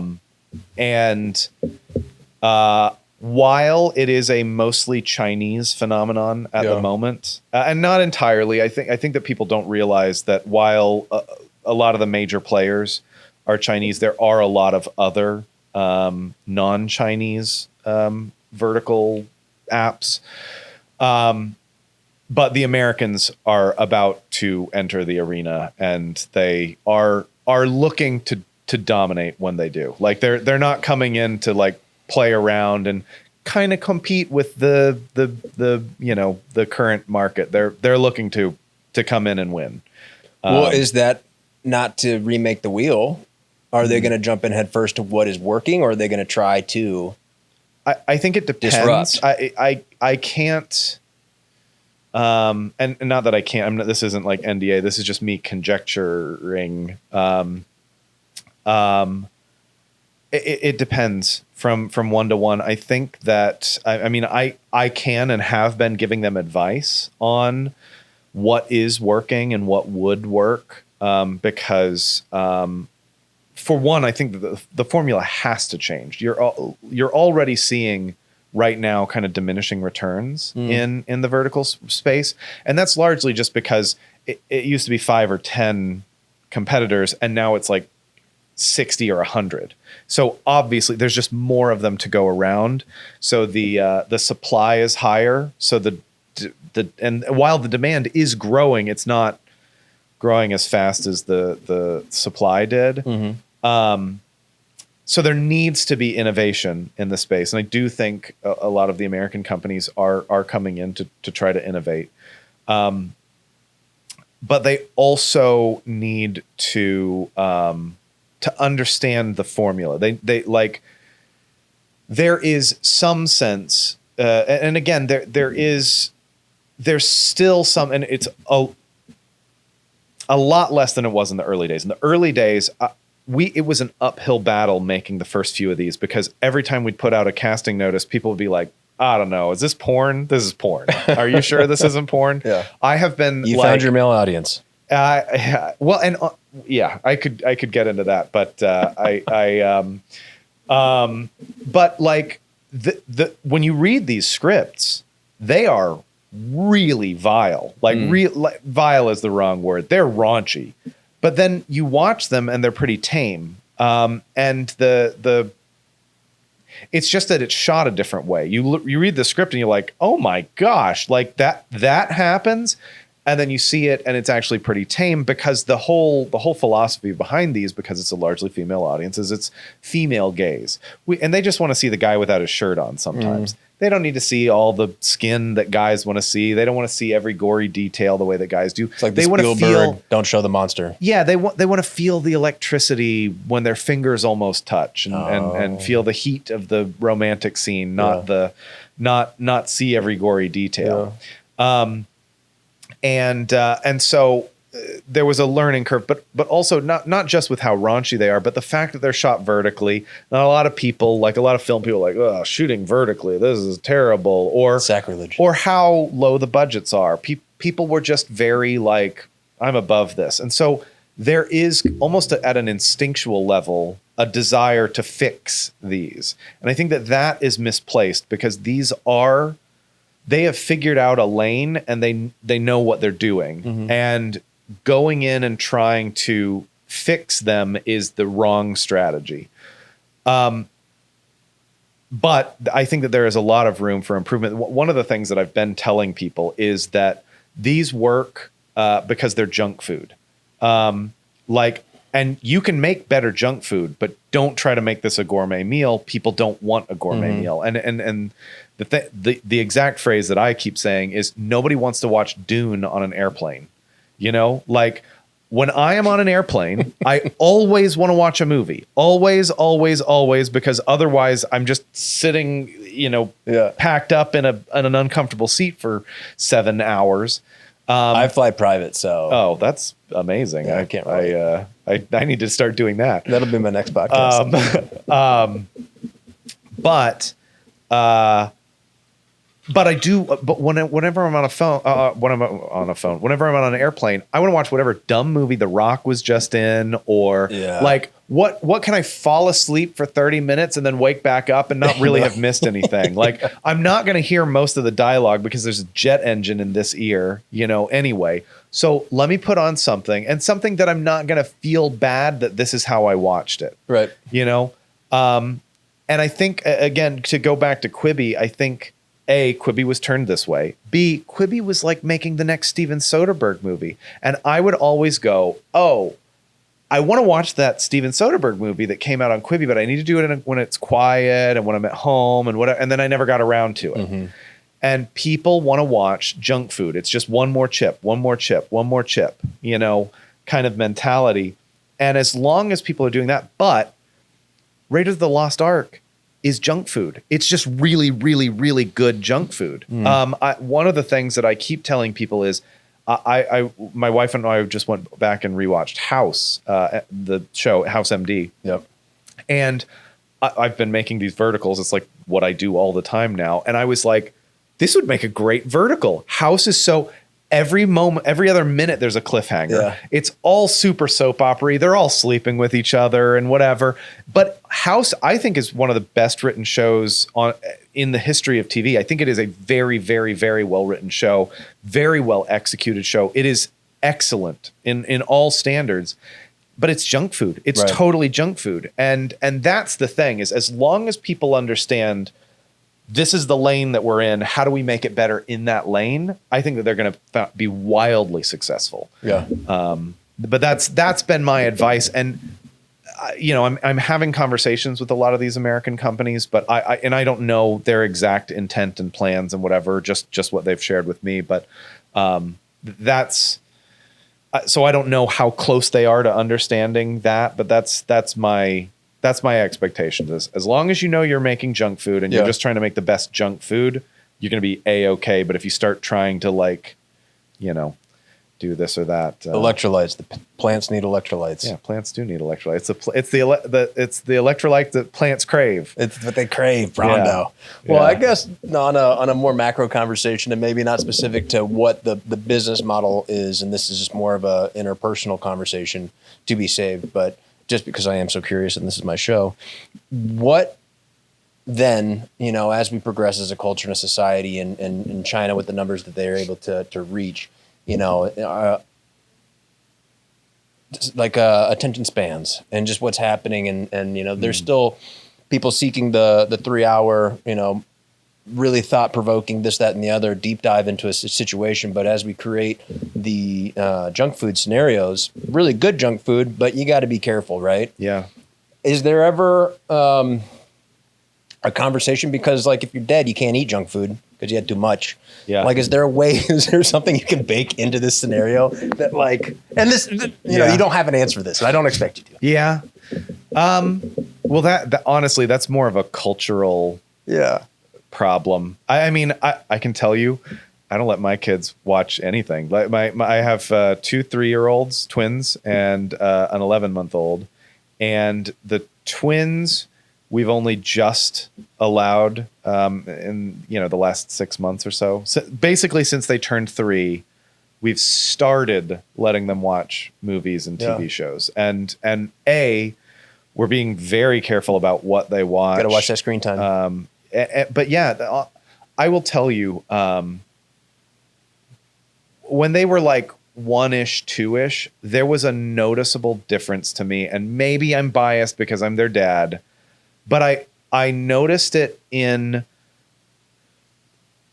when we interact with other kids that were their age. There was just a glaze that they seemed to have, where my kids just felt a little bit more alive, aware, engaged, than these other kids. And I will say, I also noticed it in my niece, who also had her parents, my sister-in-law and brother-in-law, had the same philosophy. She was not allowed to watch any TV, not this much screen time per day, but 0 TV period, until age 3. And I'd read a book that was until age 3, all the data says it is bad for you. After age 5 is where there's some data that says that you can learn and benefit from watching TV, depending on what it is, obviously.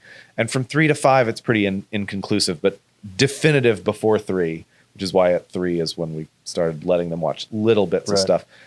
But the rationale it's not like TV rots your brain. It's just your brain turns off because they're too little to understand what's happening. I even noticed with my 3-year-olds, we'll put on a Disney movie and it's clearly over their head. And not in a way, I'll tell people that I'm they're too young for it. And they're oh, it doesn't have anything bad. And I'm I'm not talking about bad. I'm talking about they don't understand what's happening. Lights and noises all the time. It's lights and noises. And they'll laugh at it because somebody does something that's funny, but they're not following what's happening. They're not learning anything about the world. And if you turn off the TV, they're learning something. Yeah. And it might be what it feels like to get bit by your sister. Or it might be how high can I jump? Or what happens when I do this? But they're always, especially when they're 1 and 2, they're such sponges. But that I got off on a tangent, but I do Different think show.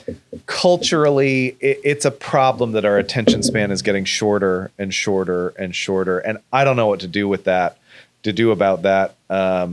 I think it's just a testament that Vine jumped the gun. Yeah. They were there.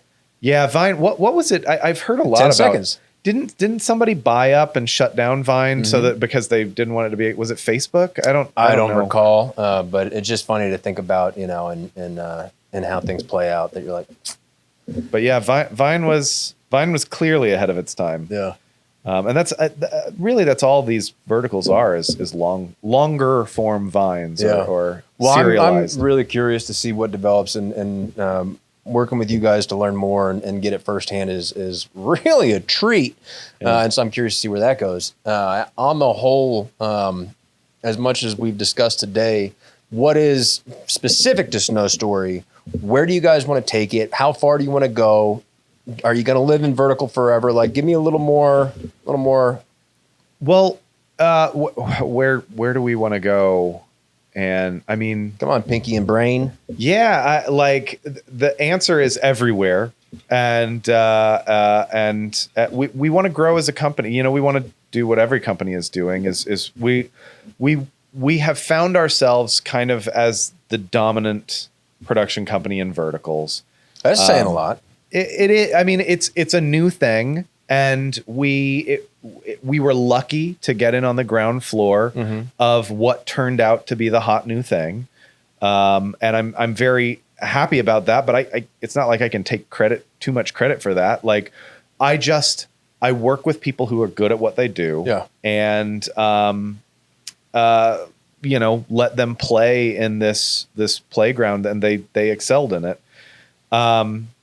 But you know, I didn't get into verticals because I saw it and I was like, this is the future. I wish I could claim that. Some of the people that I'm talking to now were those people that had that vision. But once I started doing it, I was like, wait a minute, this is a thing. Like, and it was very clear, even when I didn't know that it was going to be the next big thing, I was like, we're going to be better filmmakers for having done this. Like, we're forcing us to get everything in 2 takes, forcing us to get 14, 16, 20 pages in a day, forcing us to be scrappy and figure out those creative ways of doing things so that we can make it cheaper. That's how the whole film industry was built in the first place. And I think I do think a lot of this whole vertical thing is kind of a renaissance. Is kind of like a throwing it back to like the Charlie Chaplin, Buster Keaton, like, this is the Wild West, and our industry just got fat and old and you know, lazy. And I don't mean that as like a slight on anybody in particular or any field. No, just the whole film industry.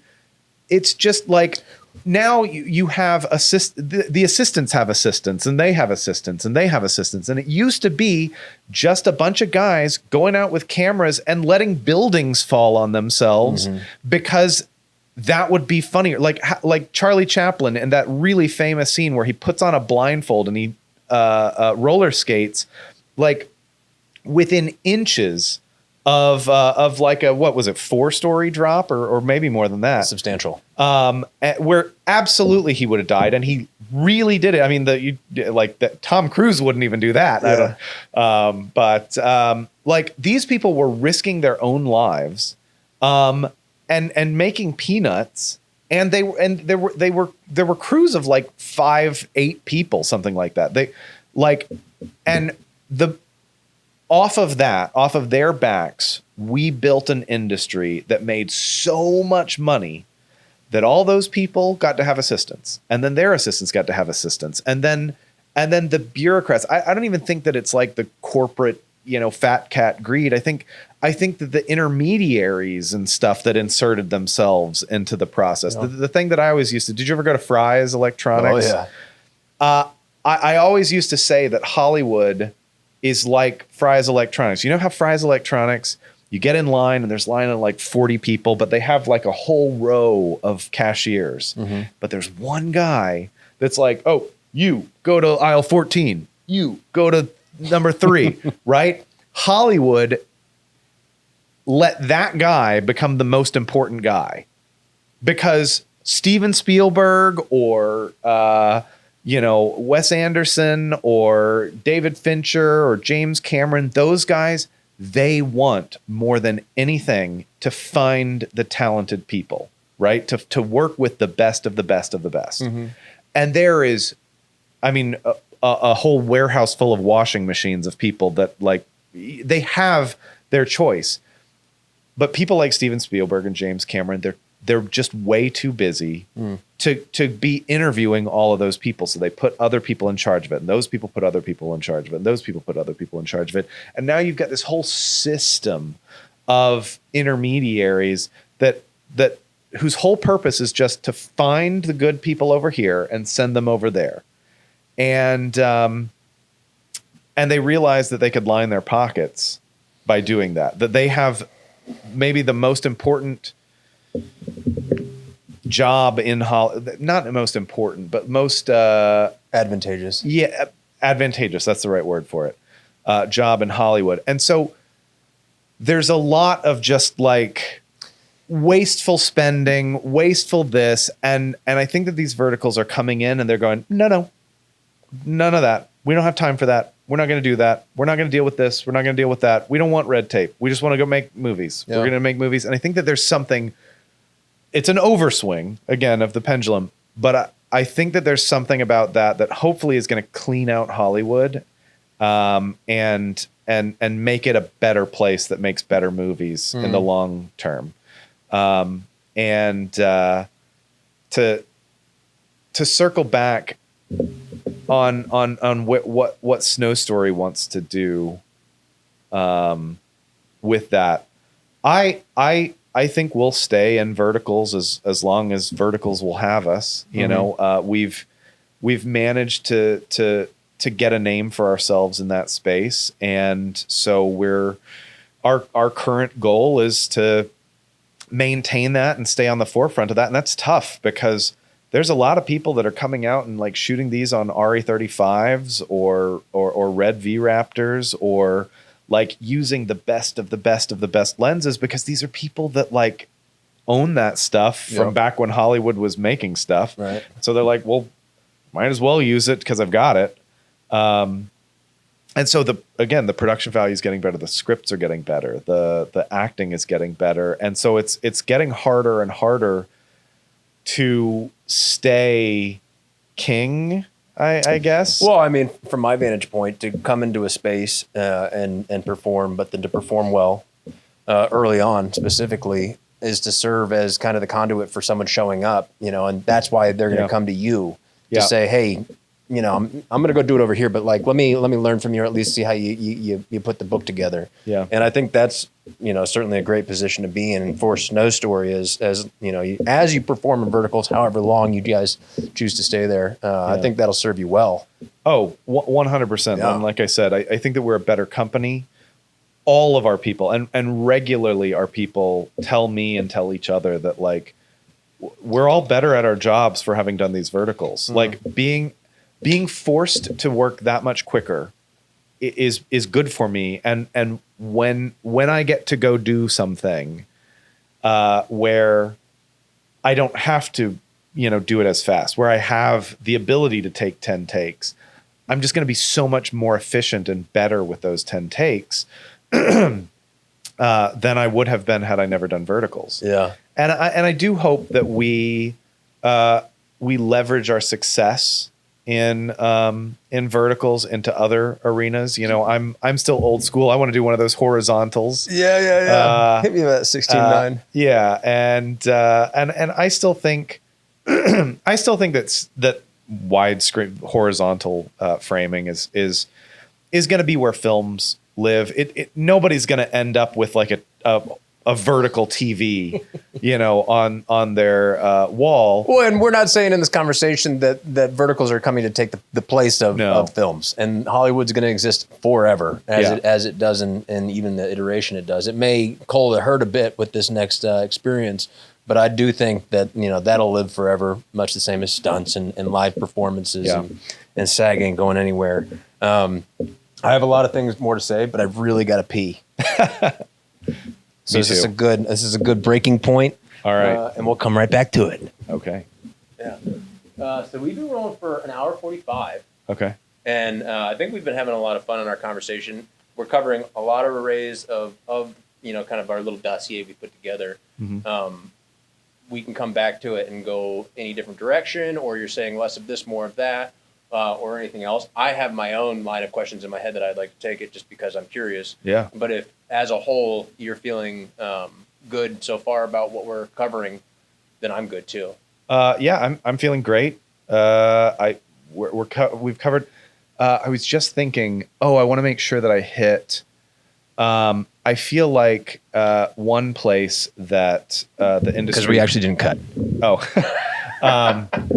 one place that the industry is going to go. I want to talk a little bit about where I see like streaming, like why I think verticals will be embraced by Netflix and so forth and so on. I want to make sure I hit that. But I think most of the other stuff I think we've hit. Yeah. Because there are a couple things specific to how I feel personally about it. Yeah. Because this is my show.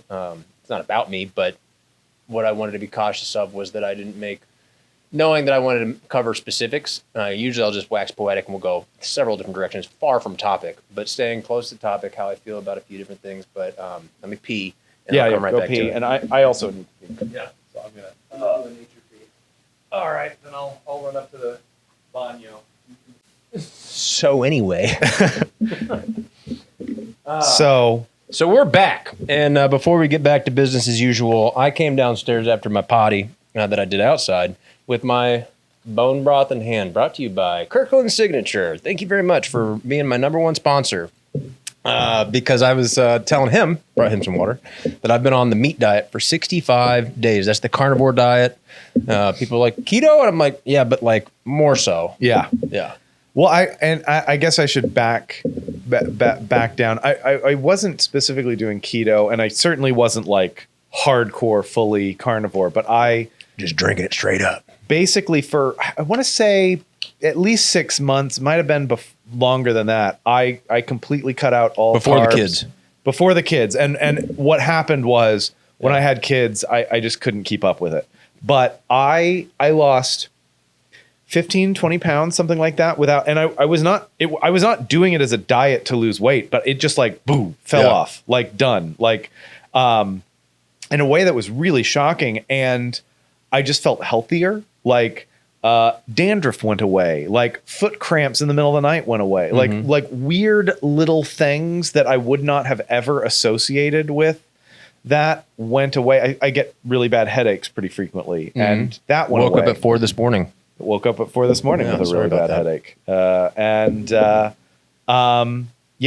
Felt immediately better. For a while after the twins were born, my buddy Casey, who's one of our directors, and is probably the most sought after director of verticals, Casey Jackson. Well, you just met me, so Yeah.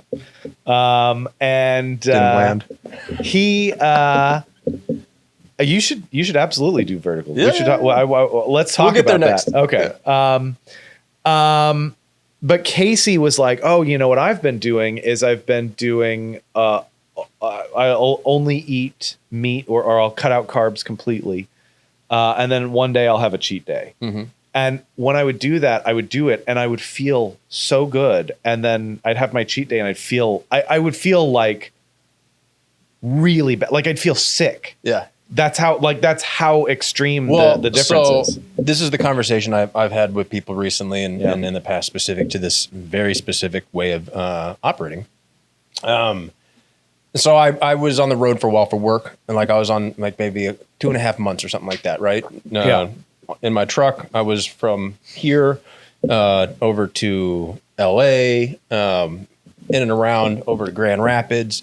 When I got to Grand Rapids for the movie I was shooting over there, day one. And so this was specific to a docu-style for brand and partnered with another company that was launching that wanted me to help tell their story of their new event and in partnership with Buell Motorcycles. Buell offshoot of Harley-Davidson V-twin race bikes. And so these guys are making really fast V-twin, cruisers. And so they want to get in there after a longer story of the travel, 36 hours awake type scenario. I'm shooting interviews. We're doing all this. I have a whole, shebang. And we're like, all right. Bill Melvin, owner of Buell Motorcycles currently. He says, let's go ride these bikes. And I'm like, all right. So when I ride and shoot these things, if budget permitted, we have a crew. We have chase cars, arms, the whole shebang. But more often than not, if it's something that's just kind of like a fun, let's bang it out, I'll shoot from the bike. That's part of the fun, is that I'll just throw cruise control on, and I have usually some array, and I take my hands off and I turn around and I shoot. And so it's a lot of fun for me. What? But it can be quite dangerous. Yeah. Yeah. So I told the guys that brought me into the shoot, I was like, I just want a couple things. Like, I just want cruise control and just like, make the destination and the trip along the way not rushed. I don't want to always be rushed, because then you just, your movie turns into a freaking gas station documentary, because, you're pinning it everywhere you go. And so these bikes, additionally, they don't have cruise control, which neither here nor there, but they're race bikes. And so between the engine braking, between, all of it, I crashed.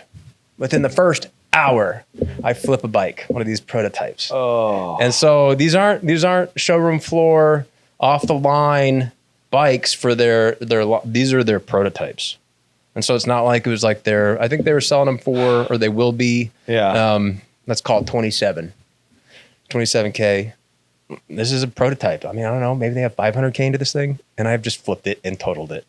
And I'm laying on the ground, and I'm like, oh no, this is not good. And I'm with the owner of Buell. I'm with all the builders, like the engineer that put this thing together. And I'm clearly in a lot of pain. Anyway, needless to say, broke my collarbone. Realizing that if I didn't finish this shoot, it wasn't going to happen. And all the planning in place and the timing with their launch, with the this, with the that. I was like, if I don't shoot this, it's not being shot. And so went to the ER. They're like, it's broken. And I go, no shit. And they're like, well, you should get surgery. And I was like, well, what if instead of surgery, I do a 7,000-mile road trip on a motorcycle? They're like, don't do that. So I said, what do you know? You're just a doctor, surgeon.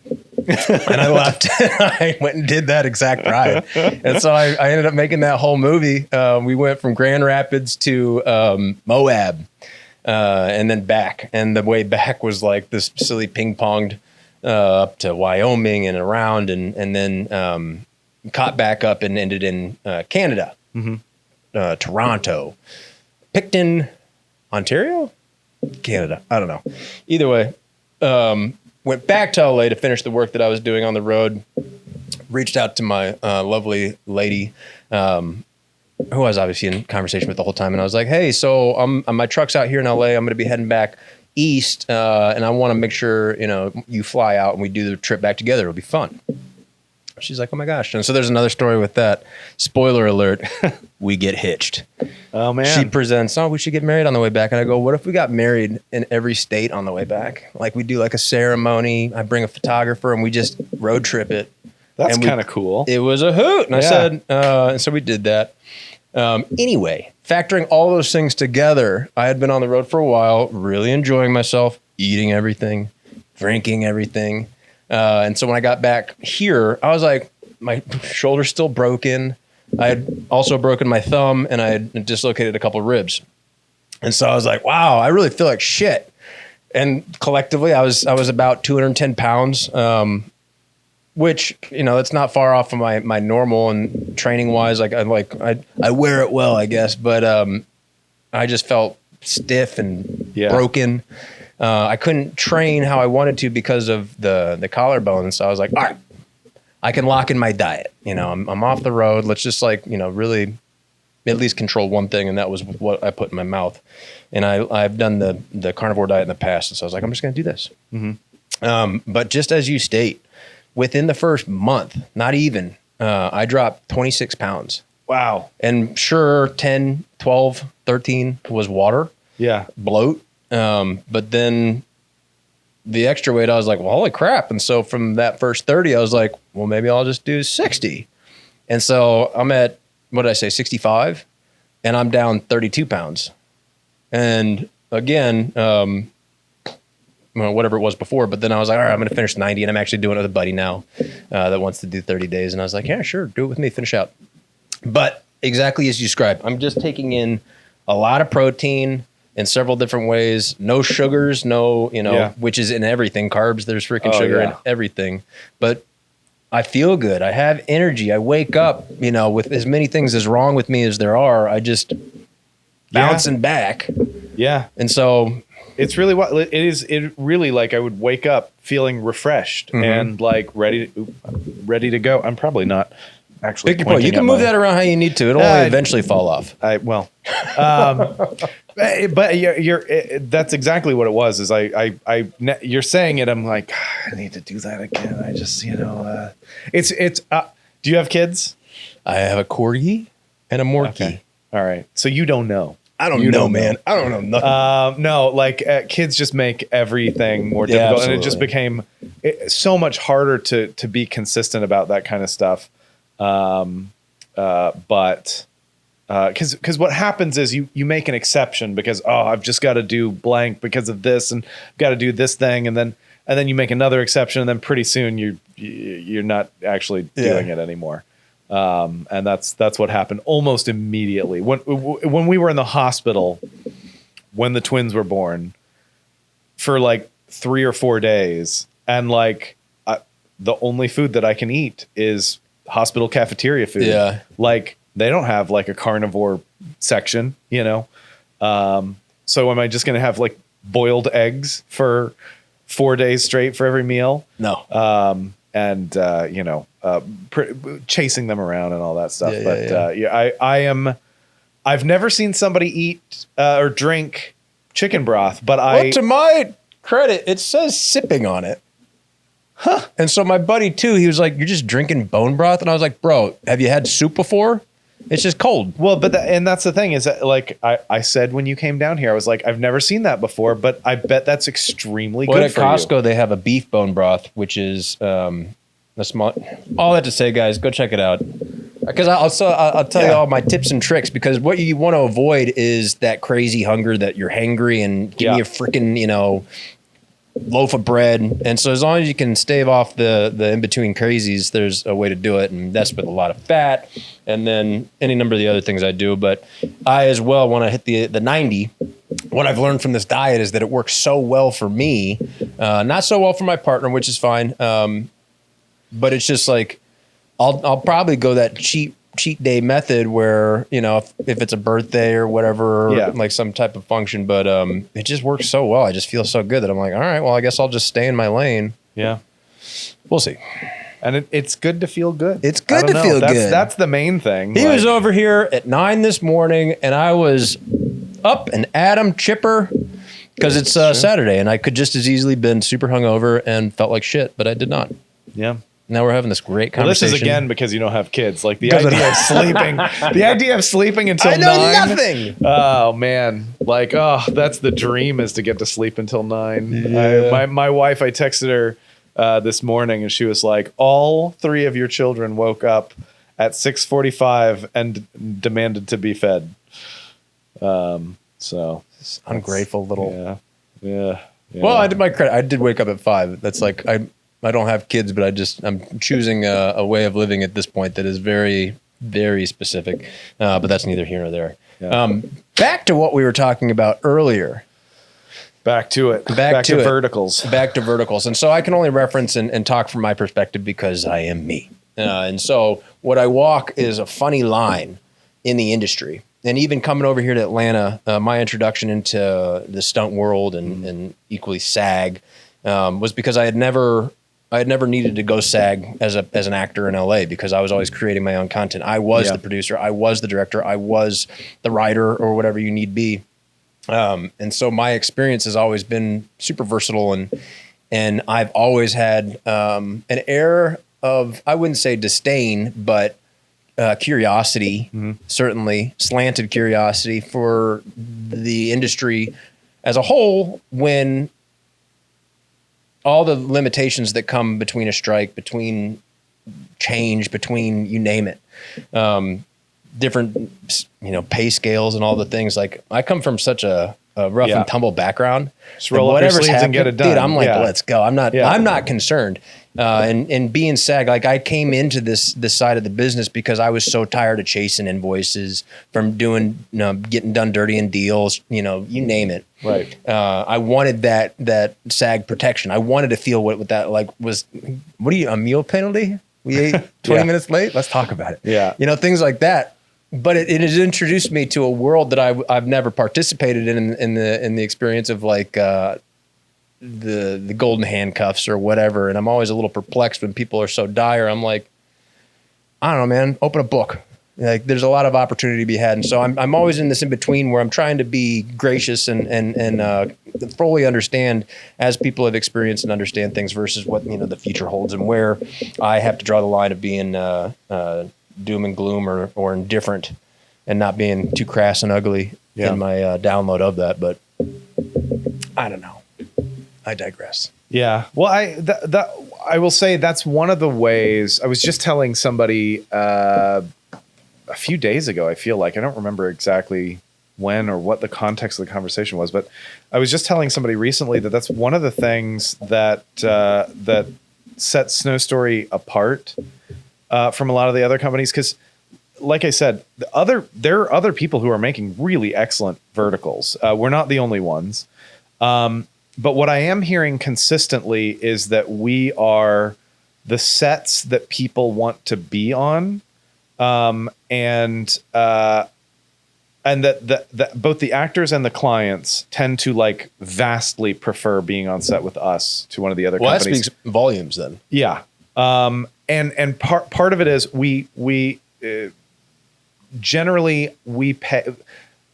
I don't know exactly what other vertical companies are paying their people, but I have heard things because some of our people are like, oh yeah, I got offered this job on this thing and they were only paying X. And it is vastly lower for everyone except for talent and directors. We pay our directors a little bit less than the other vertical companies from my understanding, and we pay our actors a little bit less than a lot of the other vertical companies. In both cases, though, they are willing to take that cut because they have a much more pleasant experience. Because you're raising the overall They would experience, rather work with us than the companies that pay more because, and it's, we can't afford to pay them as much because we're paying our other crew, our department heads and our other crew a lot more, which allows us to retain much better people. Who take their job more seriously, who have more experience. So everybody that we're working with really knows how to do their job extremely well, and are really like pleasant people that you like being around. And so we're able, like, we don't operate like a chicken with its head cut off because we're using people who've never done the job before, or people who... Is that something that you guys are seeing people run into a lot, is that they're just like going with like an inexperienced crew, or the bar is so low in such, you know? I have not been on, I mean, obviously I own a company that does this. I'm not getting invited onto a lot of other sets, but what I've heard from a lot of the actors that we've worked with, what I've heard from some of our crew or directors who've gone and worked with other companies, is that like it's a chicken with its head cut off, or it's a whole crew full of chickens with all of their heads cut off. That everybody's running around bumping into each other. That like actors are getting hit with cameras, or C stands so small. Where do we go? Or C stands are falling on them. Or got to know the right arm rule for a C stand, guys. Or actors breaking bones, or like because they fall down on doing something that they shouldn't have been allowed to do. And we are to what you were. This is what made me think of this. Is we're effective. The conversation that I was just having, or just had, was about one of our clients talking about how they'd heard that some of these production companies are doing like 14 or even 16-hour days. And I was like, we don't do that. We do 12-hour days, period. Like, and I'm not saying that we don't go into overtime. Sometimes we do, but we really take it seriously that we are trying not to do that. We're not, and I've a lot of these companies I know are going into 6 or 7 or 14, I heard about, days in a row without taking a break. We don't do that. We shoot for 5 days and then we take a weekend, and we try to make those weekends happen on Saturday, Sunday, just to make it a little easier. But it depends on the shoot. Right. We take our meals on time, and we give people meal penalties if we miss them, even though, I guess in California, we still have, like, there are still meal penalties, even if you're non-union. I don't know about other states, but we still do it anyway, because there's a lot of things about this job that already sucks. The rates suck. Even at our higher rates compared to other verticals, they still suck. The rates suck. But if I'm going to abuse people in X, Y, and Z way, I don't want to also abuse them in A, B, and C way. Like, we try to, treat people fairly and do things the right way. That's safer. That's more pleasant to be around, and we're finding success. And honestly, I think that that's leading to more successful end product as well. One, we're retaining, like, our crews are hard to get on because nobody wants to give up their spots. The retention's good. Yeah, our retention, like, the people in LA now, we are promoting people a lot, and I believe in promoting people from within, and I think that helps with retention as well, because people know that, like, if I do a good job, I get to move up. But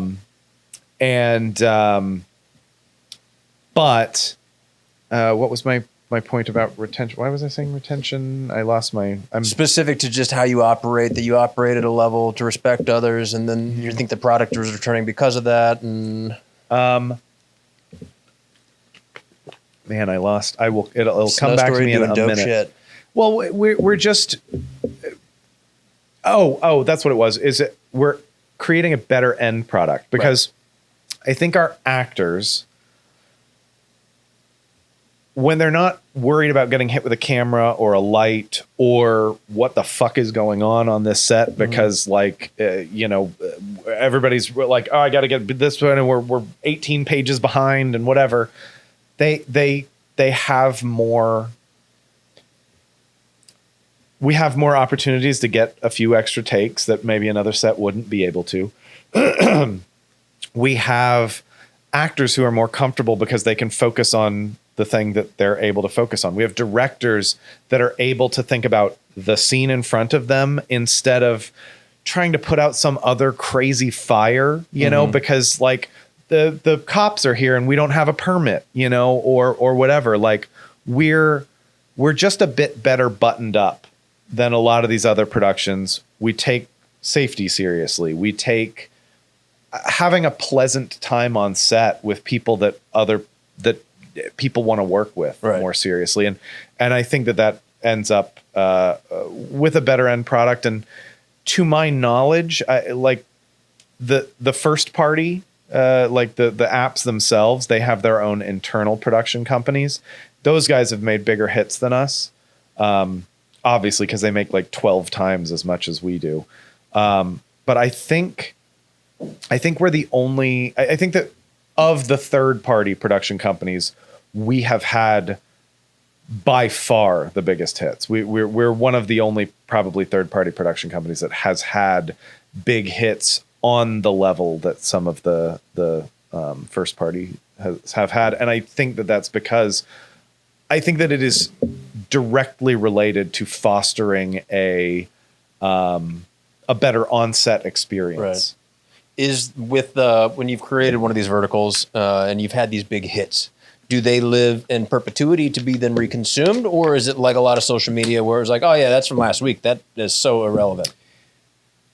You get a new consumer and all of a sudden they have a whole backlog, or they just like, no, I'm on that new shit. It is both, and to the extreme of what you just said. And let me explain. So first off, these things largely make their money back almost immediately, like within the first few weeks, and after that they are irrelevant, don't matter. To the point that my understanding, and again, this is conjecture, not not fully. I'm not breaking any NDAs because nobody has pointedly told me this. They sell their old content for like pennies to a lot of the new vertical companies that are coming up. They need a back catalog. So they will go to one of the major players and they'll say, hey, sell us all your old crap that isn't selling anymore. We'll repurpose it on our app.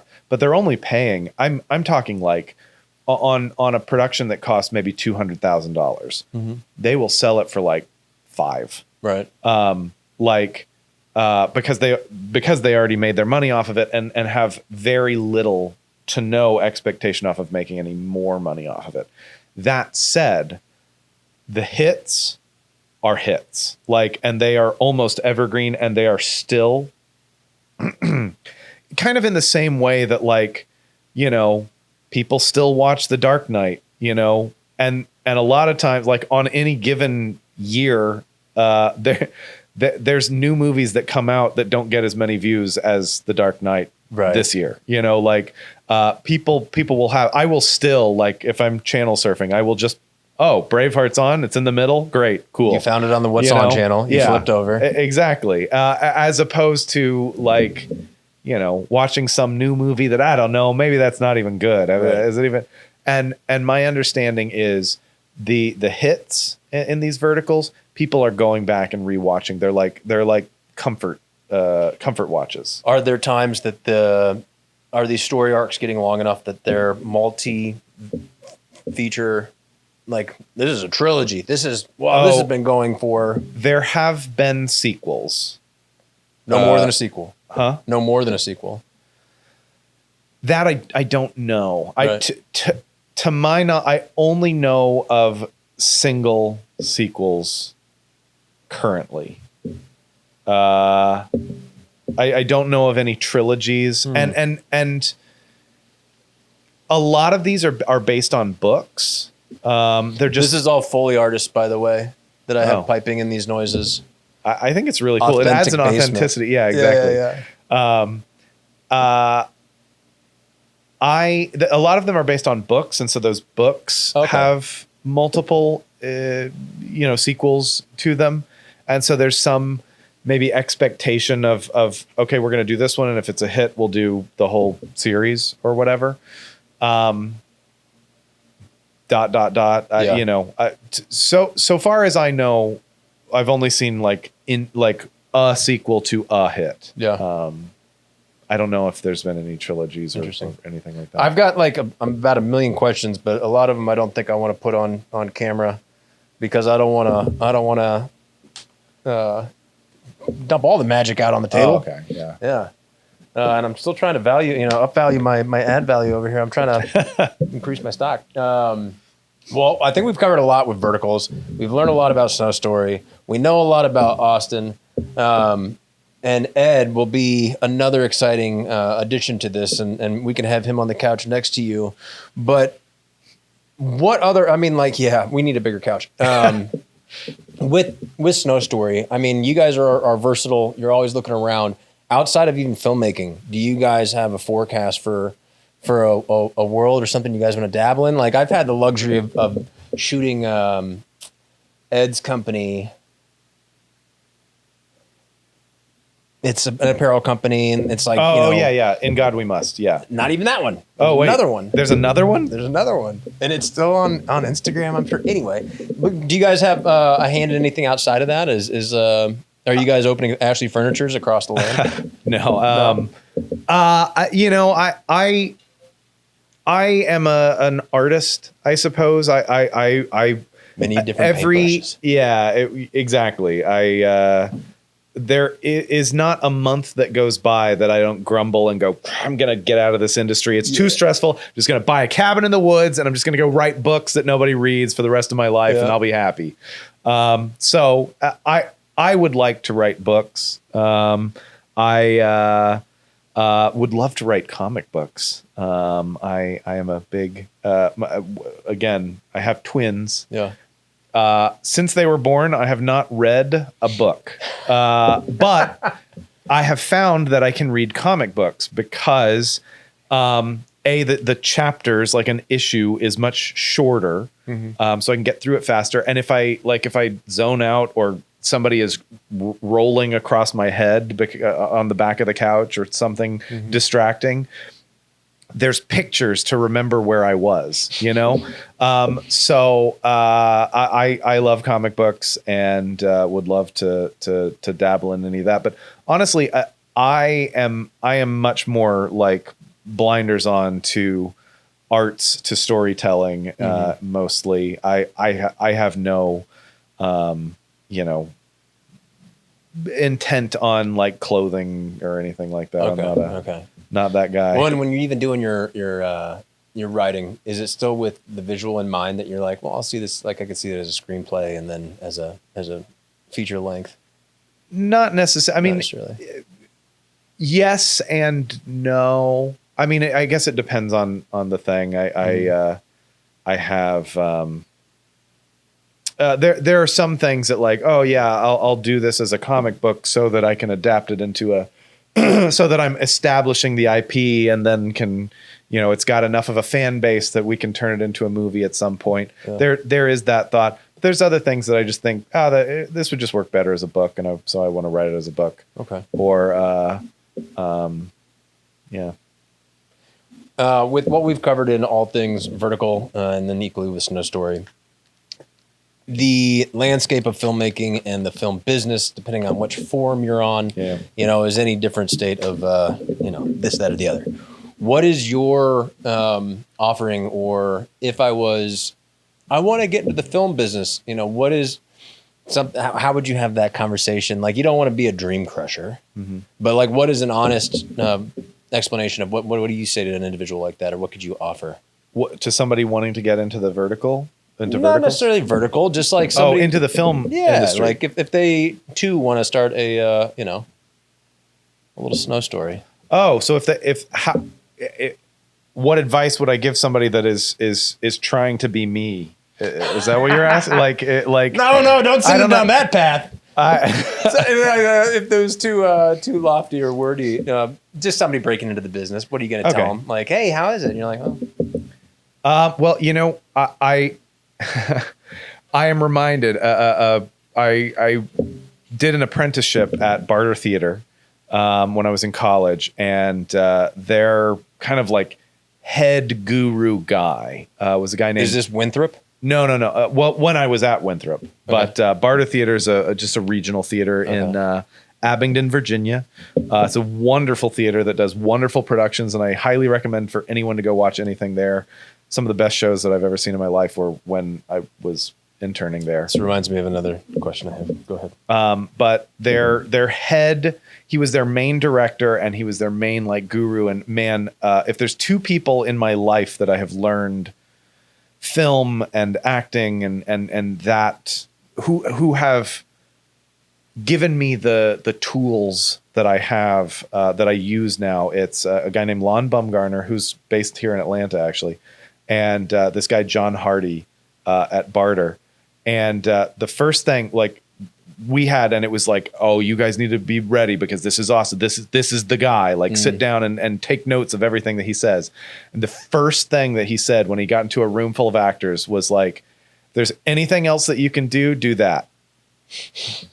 Like, because this is the worst industry that you could possibly get into. Okay. You have no chance of success. Like, he's like, don't have a fallback because you'll fall back on it. He's like, plan for the fallback. If you can do something else, do that. You will be happier. Yeah. You will not have as hard of an existence. Go do it. So honestly, there's too many actors. There's too many wannabe directors. There's too many people in the film industry. If you can do something else, truly the first thing that I would say is go do that. Yeah. But if you're determined, I can give those people some advice. I would absolutely recommend people to get into verticals with 100% accuracy. And the fact that these are not SAG, the fact that they're just dealing with such a smaller pool of actors than other things. And there's a lot of actors who, because they've been around for a little bit longer, and so they've done bigger stuff, and they still like kind of turn up their nose, even if they're not in SAG. They're just like they're above these verticals, and I think that they're making a mistake, obviously, because that used to be reality. Yeah, when I got to LA, they're like, "Don't do reality, whatever." Fast forward, anybody that gets on The Bachelor, they're opening XYZ business off the rip. Oh yeah, good for them. And it is. So do verticals, because, and I do think a lot, specifically the leads are going to blow up, but whether you're an actor or crew going and doing these verticals, it's a crash course. Mm-hmm. You're going to learn so much more about the film industry than going and being a PA on some big show where you're not learning anything. You're just learning what kind of coffee the camera department likes, and getting in there, doing it. And honestly, the if I'm offering advice to new people trying to break into the industry, it's make connections, because that's the most important thing. And it's so much more important than you realize. Just getting onto sets, meeting people, following up with those people. That's how you get gigs. Like going and doing, I don't know, waiting tables doesn't get you gigs, but tending bar does. Huh? Tending bar does. Tending bar does, actually. You're right. Well, because tending bar, you make connections. Yeah. You connect with people, and you have a bit longer, better conversations with them. So yeah, it's funny. I always share this story. So again, my gratitude towards Valencia for being that crash course where I was able to learn every position, so that when I'm on set as director or producer, I know it's not that I need to do your job, but I know when you're not doing your job. It's very valuable. Additionally, I tell people when I was in film school, for all my class, which I think there would have been 30 something at the time, everybody collectively would have said, who's not going to make it in film? And everybody would have said, me. Yeah. Yeah. Huh. Because my college experience was more of the traditional college experience. Like I was a bartender for most of the time through. I attended class often, enough to graduate. You know what I mean? And my experience was always relationship based. I was in a fraternity that I didn't even go to the school for. So these people that were saying that about you were dumb, is what you're saying. Like they had no idea that the relationships was the most important part. I wouldn't say dumb, but their focus was on the education right. and thinking that would be the thing that propelled them to the success they were looking for. Whereas not denying that is absolutely a value to possess and a skill needed, but relationships is where I've always lived. Yeah. And so not to say that I'm more successful than anybody else, but I'm the only one on camera today. 3 cameras. 3 of them. That's right. Oh, there's 4. I got the blink firing up there. Don't steal my shit. All right. But it's just funny because much the same. That is the advice I give. It's like, you can want and do anything, but it's any business. It's who you know. Yeah. 100%. Yeah. A friend of mine told me once, and it was one of those like, oh, I can't believe I never thought of that before. But he told me, like for acting, he was like, doesn't matter how good you are. And this is from a very, very, very good actor. One of the best actors I've ever met. Brett Gentile, if he's watching. Shout out to Brett. We love your work. I mean, he was in Captain America: Civil War and Walking Dead, and he's done some big stuff, and it's because he's stupid good. Back when I was acting, and I would go to auditions, and it was always me and this guy J.R. Adducci and Robert Crozier. We were like, those are some names. Yeah. Well. Oh, really? Yeah. J.R. Adducci and Robert Crozier. J.R. is here in Atlanta actually, and we'll have him on the show next. But we were kind of the 3 that we were always at the callbacks, because like when you were looking for like that like early 20s younger guy, we were the 3 that were good actors, and so we'd go to the audition, and everybody was at the auditions. Then we'd get to the callbacks, and it would be me, J.R. Adducci, Robert Crozier, and we were like, hey guys, how's it going? We're all here. Here we are. Yeah. One of us will get this. And then in walks Brett, who's like 15 years older than us, totally like different type, like, and we're like, well, we're here because the role is for like a 20-something, and he just rolls up, looks completely wrong, is completely wrong, and gets it over us because he was just that good that people were like, nope, change the role. He's amazing. Okay. So he's an incredible actor, and he was like, no. Most important thing is who you know. Second most important thing, and it's not close, it is a distant second, is how good you look. And third most important thing, and again, it's not close, is how good you are. It's in that order. Wow. Who you know, how you look. Now, this is for actors. Right. How you look doesn't matter as much when you're talking about crew positions, but I mean, I guess it depends. Depends who you're talking to. Yeah. For anything in the film industry, who you know is the most important thing. And so making those connections, I was part of a writing group in LA, and a big focus of the group was every meeting. We'd have meetings every other week or every other month or every other something. I want to say we met once a month. But every time we met, we had to report some big person in the industry that we'd had a meeting with. Like we had, like, it was like serious. And so at first you're like, oh yeah, I talked to my buddy such and such, and he's relatively relevant because of blah. But then you run out of people and you're like, crap. And that was the whole goal, is to get people like cold calling, cold emailing, like reaching out and setting up a coffee meeting with some important person that could help further your career, and getting us in the habit of doing that. And honestly, it drove me crazy at the time because it was like, oh man, I got to figure out who I'm meeting with. But like it was good. Yeah. And those meetings are a lot easier to set up than you realize. Like you can just like reach out to somebody and be like, hey, can I do a Zoom meeting with you and pick your brain? And most people will be like, yeah, sure. Buy me coffee or buy me lunch, and I'll tell you whatever you want to know. It's funny because now that I'm running a major vertical company and all these people want to get into verticals, I'm on the other side of that, and people will just be like, hey, can I meet with you and ask you some questions? And I'll be like, yeah, sure. And I'm like, oh, it is that like, it seemed so hard when I was like, oh, they don't want to talk to me. But like most people don't mind, and people like giving advice and feeling like they're imparting wisdom. And so it don't try to call Steven Spielberg. He probably won't answer. But like, you call somebody that's a few rungs down from Steven Spielberg, they might answer, and they might give you some advice. Yeah, exactly. Yeah. You don't need to create your own podcast just so you can have good conversations. That's true. But yeah, honestly, if I'm giving somebody advice on breaking into the industry, it's focus on making connections. Like absolutely, cold call, cold email, show up at places, offer to buy people coffee, offer to buy people lunch, and just ask to pick their brain. And most people will help you out.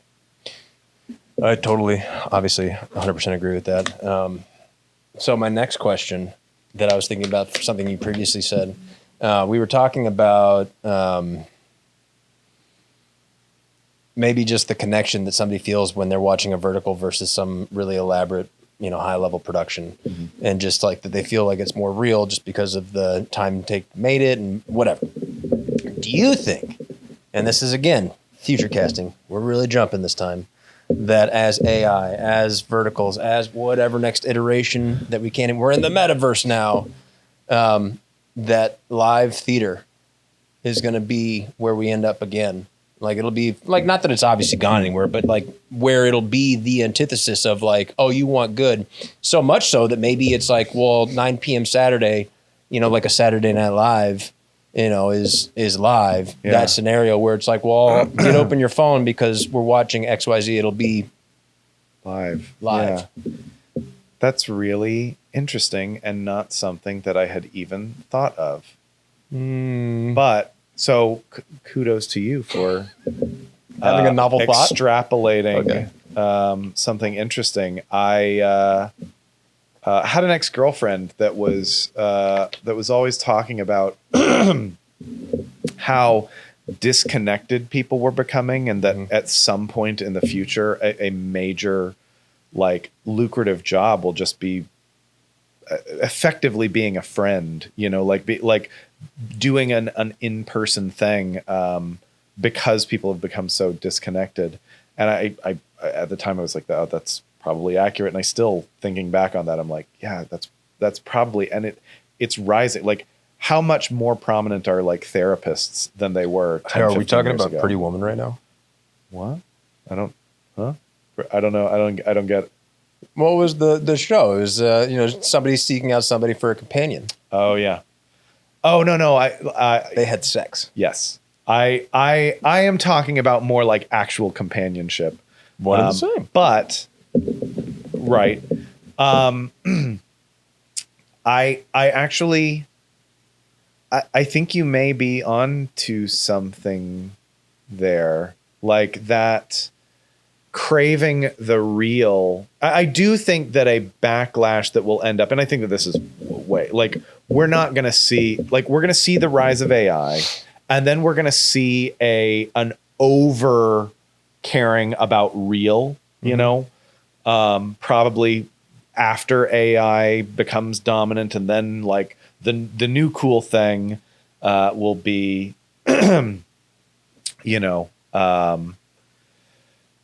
super authentic, like absolutely real stuff. And yeah, I could see theater making a comeback, in a much bigger way than it currently is, because that's what I think. It's real.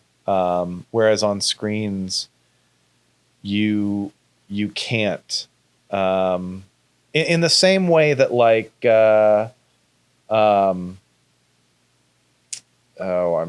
blanking on like. Well, even I asked this, and now I'm just having more thoughts about it. There's a studio here in town called Soapbox, and they're gonna love that I'm bringing them up. And there's a gentleman there by the name of Dreambeard, and we were introduced just by proxy of I'm Bad Beard and currently Baby Beard because I had to shave it for a show. I was doubling somebody. Yeah. But Dreambeard has a dramatic beard, and so that's just a coincidence. But over at Soapbox Studios, it's a full green screen VR experience. So the 360 rig throughout. What they've been doing, and over the last year, a couple years that I've known them, is music. And they're going and they're bringing in artists to their site or going remote, and then recording live shows. And so in this future metaverse experience, you put on the goggles and you can experience that concert, whether it be live or just even a recording that you can take in from the front row or wherever you actually want to watch the show. Yeah. But just some of these experiences in different ways that seem to be happening. And even as verticals become the norm, and then Robux and Blux or whatever, and like kids consume and live online these days, right? Yeah. There's just a future that we can't even, contend for, because we're still programmed from how we came up on a CRTV. Yeah. Versus, this next generation of how they consume content, and just like where they're going to subscribe to it, how they're going to view it, what's normal to them. I would never be spending all my hard-earned money on different outfits for characters online, but that's just something that's happening. Talking to other adults that they have children and how much money they spend on online outfits just for this own little, what do they call them? Avatar? Essentially, but it's the in-game persona that they've created, where it's like they're spending tangible dollars on digital assets that have no value, no intrinsic value. But like that's just a reality, and it just becomes normal. And so, what is that when normal? If that's normal now at this age, when they're the ones making decisions and still consuming content, what does that world look like, and so on and so forth. So there's just a lot of different ways to take that and equally get lost in. But it's just interesting as we move into verticals. Right. Yeah. That's a bigger topic. You gotta eat that cheeseburger one bite at a time. Yeah. Man. It's interesting to think about though, because that Ready Player One, I like that Oasis world, and particularly the book over the movie even. When you used to read books. back when I used to read books. Yeah. It really, like, I can see that being a world. There's some philosopher that says that nobody would live in the experience machine. I don't remember which one it is, but he's clearly wrong. Because I think that nowadays we see the evidence clearly that people would absolutely live in the experience machine. And I think that there's a possibility of a dark future where we all plug into the Matrix if we're voluntarily. And even we're talking philosophers, just Alan Watts, right? He's all about what if you could dream any dream?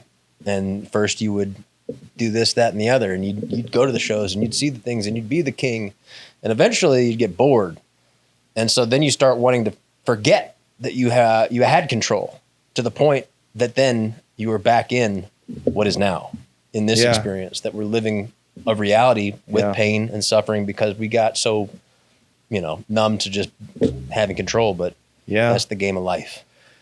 Yeah, the struggle is real and is part of the fun of struggling and then overcoming that struggle. You hear my wife and I were just talking not last night, I guess, because last night I was in a hotel room, but the night before last, it must have been, we were talking about how the phenomenon of people dying after they retire, people retire and then within a couple of years, they're like, they just like, they don't have any purpose to live for. Like we're not, as much as retirement sounds like super duper fun and like all that I want to do when I, I'm so fed up with how stressful this industry is and stuff like that. But I think that people need purpose, and if you get to plug into the machine and you get to be king, it's like when you punch in BA up down BA left right BA start as a kid, Konami code, and all of a sudden you're invincible and you play it for like few minutes and then you're like, and then you put it down because it's not fun anymore. And then you go back and play it for real. That's going on the streaming services and having too many options. You're like, I don't want to watch anything. It absolutely is. On the streaming, and on the future, like next bite of the cheeseburger, I suppose. I think that one of the next things, I think that all the streamers are going to jump in on verticals at some point.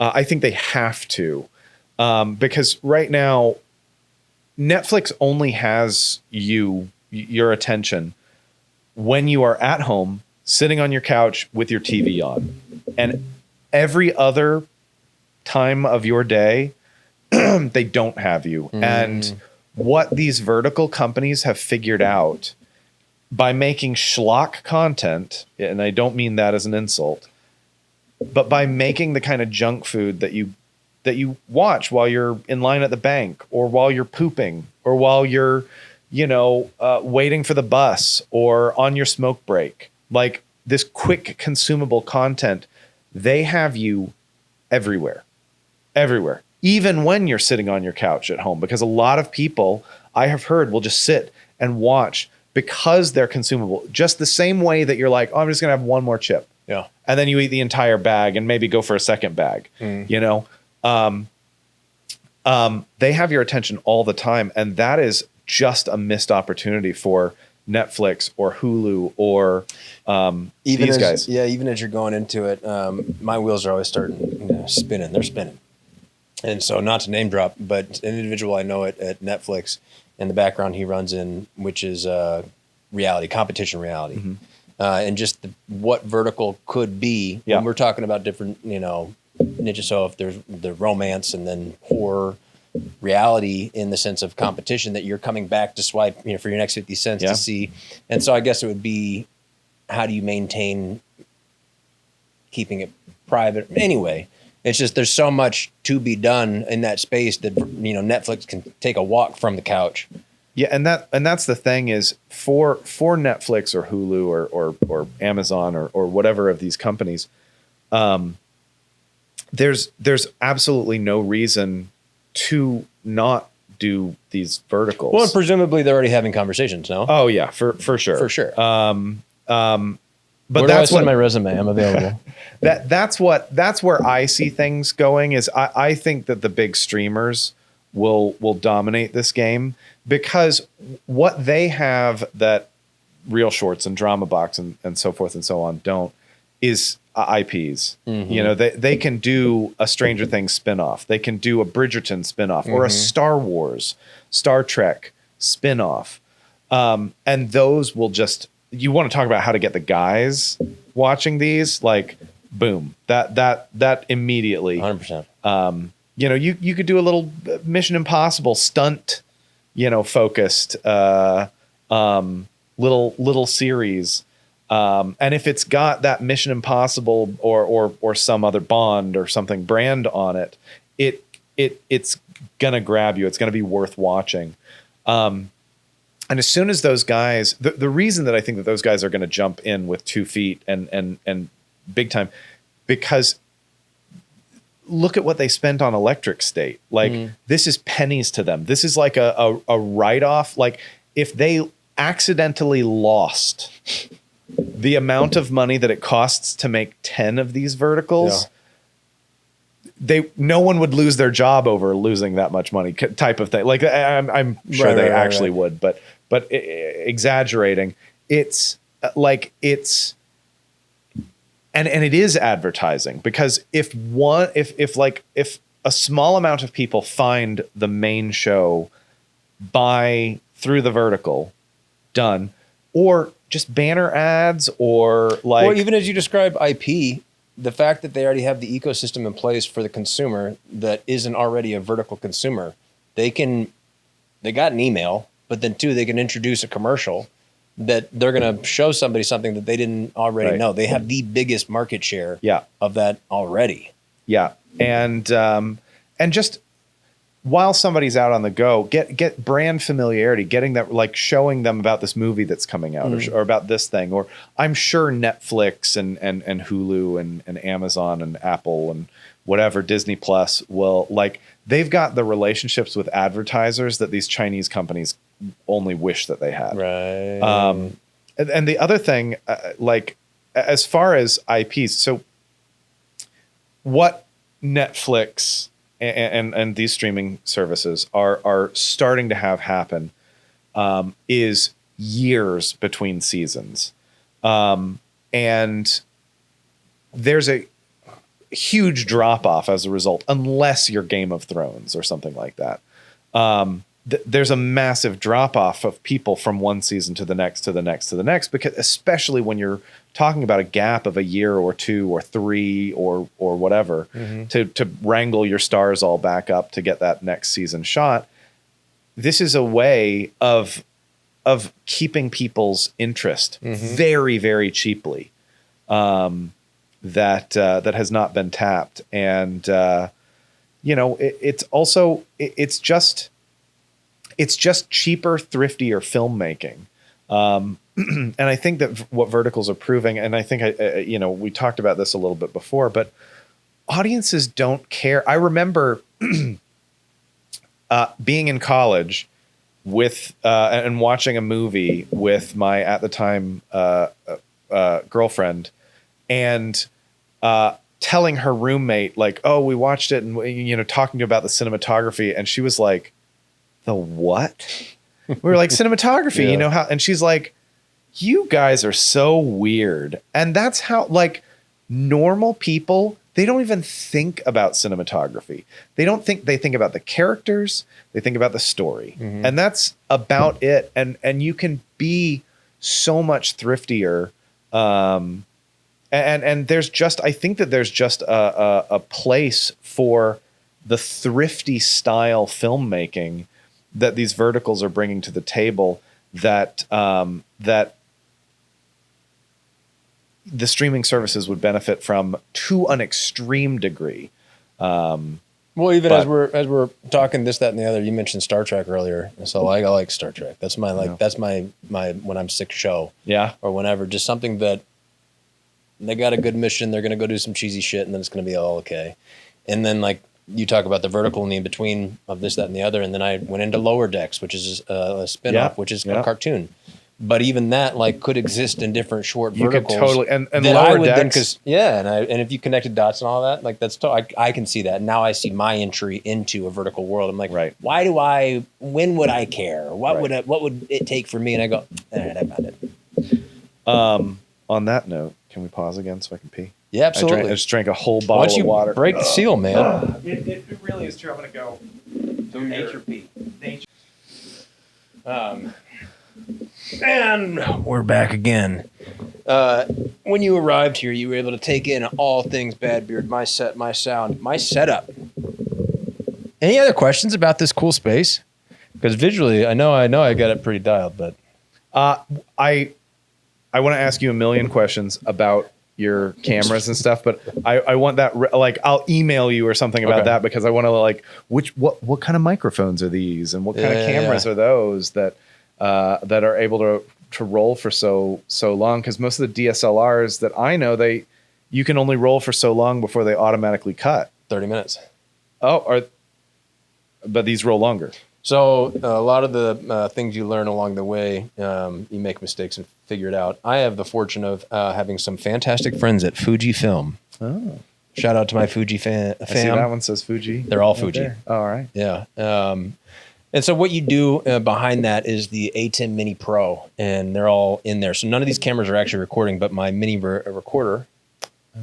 Yeah, so I'm all straight into the SSD. And so my time code's set. All my audio is already synced. Yeah. So I don't have to fudge with 3 different, bodies, 3 different time codes. And then equally, I have my color profile already applied. Oh. Because I'm a big fan of Fuji colors.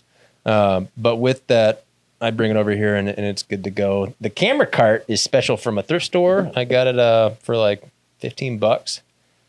It's awesome. It does the job. Exactly. No, it like, I'm a big fan of thrifty. Let's just figure it out and get it done. Yeah. We don't need to have, you don't need. I mean, it depends on what you're making. For some things, great. Have the whole all the bells and whistles and whatever. But budget applied, we do things differently. But for most films and the kind of films that I think, again, to talk about where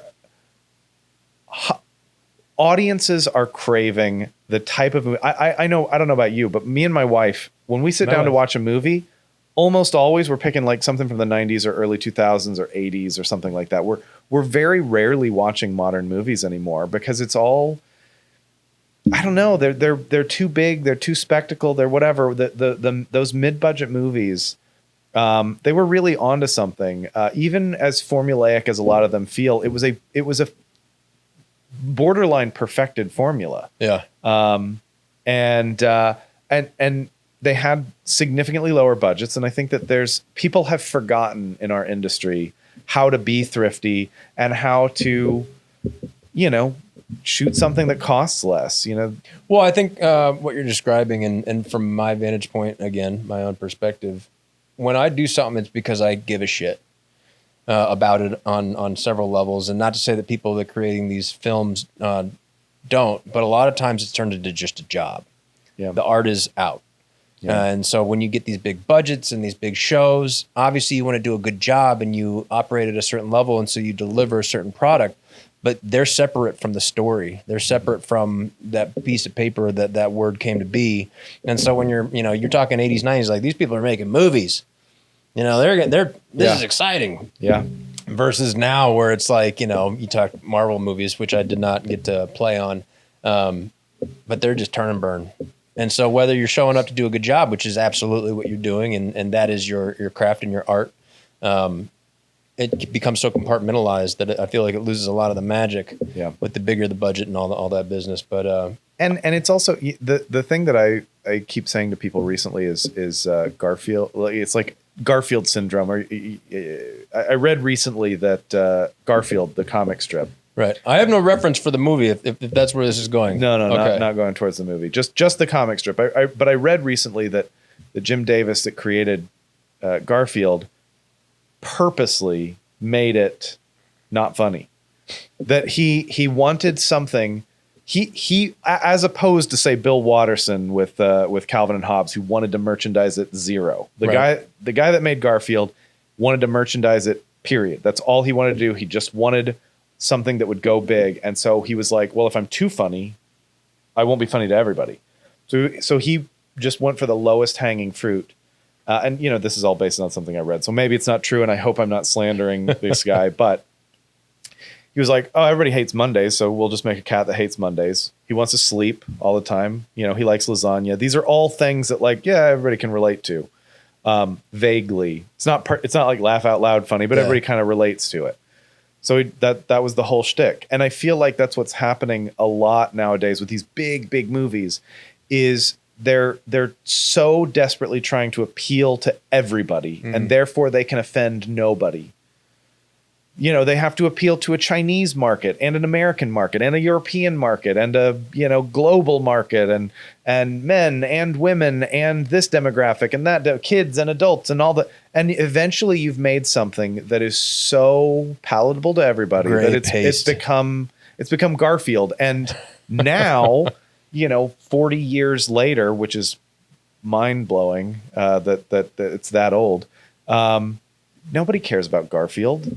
But I still love Calvin and Hobbes, and I meet people every day that care about Calvin and Hobbes. And lasagna is great, so can't not. Or Far Side or Peanuts, those things. Those have stood the test of time much more than Garfield has. Again, not a knock. This isn't a knock on Garfield. If that was that guy's goal, kudos to him because he nailed it. But I think that's why there's a lot of fatigue with some of the Marvel stuff. Is that there's a place for universal awesome stuff that everybody loves. And you can spend way more money to make that stuff because it has so much more appeal. But that doesn't mean we shouldn't make the smaller budget movies that have a little bit smaller of an appeal, a little bit smaller of a base audience, but that it really is so much more meaningful to that audience. And I think people are really craving that. I mean, best I can tell with my brand as I continue down all these different paths, I wear lots of hats, but specific to Bad Beard when I am Bad Beard, right? It can be just the company that I operate, and it can be that forward-facing experience of a production company. But when I'm Bad Beard, and as I do this show and create all these things, it is because of a desire to be that like authentic version, for somebody to consume, that it is me. Yeah. All these things are me. Even how I set up my show is me. And so it's not for everyone. And it's motorcycles, it's crashing, it's stunts and filmmaking. It's not for everybody. And I hope that even though my content is wide and varied per myself, I see how they're all connected. It's slowly finding its home. And hopefully its core audience is appreciative of the unique eccentricities that I provide, but no, I guess try not to be Garfield over here. Yeah. Well, it's a very cool setup that you have, and I have many questions for you about it. Well, we've been talking for over 2 hours. Now we've covered a lot of bases. We've had a lot of fun. I've learned much about Austin, and I look forward to our next conversation, and hopefully we'll get Ed in the mix as well. Yeah. We'll continue to watch and see where these verticals go. I'll be obviously watching Star Trek on mine, verticals, Paramount, where you at, get your shit together. But this is the time of the show. Granted, we've been talking a lot about Snow Story, that you, to your camera, that XT4 over there, can say whatever you want, bring to attention whatever you want, shout out whatever you want. It's your time to shine. Shout out whatever I want. Gosh, what do I want to shout out? I don't know. What do people normally shout out? You're reading books again. You're watching What's On. Yeah. You're doing the meat diet. Like whatever you care about. It can be anything. Read Dungeon Crawler Carl. Oh. If you haven't read that, you should. Okay. So I lied. I haven't read a book. I have not physically read a book, but I listen to a lot of audiobooks. That counts. And Dungeon Crawler Carl, is a great book series that my buddy Brad introduced me to. Both of my brothers have now read it. My future sister-in-law, I don't need to list every single person. Every single person that I have recommended this book to has devoured it. This is a series. This is a. It's a series, but the first one is called Dungeon Crawler Carl, and the whole series is called Dungeon Crawler Carl. It's aliens take over Earth and force the survivors to play Dungeons and Dragons, basically, but like for real, where they're like it's really life or death, and they just have to. It's more like a roguelike, but more people understand Dungeons and Dragons. But they're like leveling up and getting gear, and trying to beat the game. And if they beat the game, they win Earth back. And that's kind of the premise. I don't want to tell any more than that. Spoiler alerts. It is a comedy book. Yeah, for sure. It is excellent, and I think it is probably the next Harry Potter. Like it is every single person that I've recommended this to, every single person that Brad, who recommended it to me, we've talked about, like every single person that I've recommended this to, they're hooked on it. They've read all of the books. My brother, one of my brothers, like I told him about it. 2 weeks, he was done with all, I think 7 books, and was ahead of me on the most recent book that had just come out. Okay.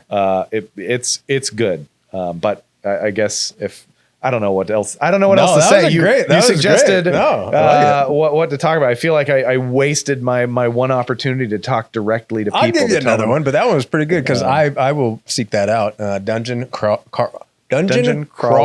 Carl. Yeah, it's great. It is really great. So aliens came down and they go, all right, here's the deal, guys. Your world. I don't want to ruin it. One game, and if you can win. And what is it? Bill and Ted's Excellent Adventure, where they play. What game did they play with death? What was it? Was it Pong? What game was it? No. It's been forever. It was like, I think it was a couple, and they ended up like, it wasn't like a twister, but it was something funny. Yeah. Was it like that? They're like, you get to pick a game, and he's like, no. I don't want to ruin it. All right. It's more like, and it is multiple survivors. He's Dungeon Crawler Carl is just one of the many players from all over the Earth. Is he fighting for humanity or just himself? He is fighting for himself / everyone is collectively fighting for humanity. Okay. And some of them join forces, and some of them are antagonists along the way. I guess we'll have to read it for ourselves. Yeah, it's good though. It's worth the read. It's very, very good. I'm into it. Well, I'll give you another one. I'm not going to stick you on. That was good. Yeah, that was good. I don't need another one. I don't know what to say. That's my point. Is that I'm like. Well, in that case, I gotta think about Austin, next time I come back, I'll have to be ready for something deep and this important couch to travels. Share with so it'll be coming to somewhere near you guys soon. I hope you've enjoyed today's fantastic episode. And look him up, look Snow Story up, and you're going to be watching Vertical soon enough. So you might as well figure it out now.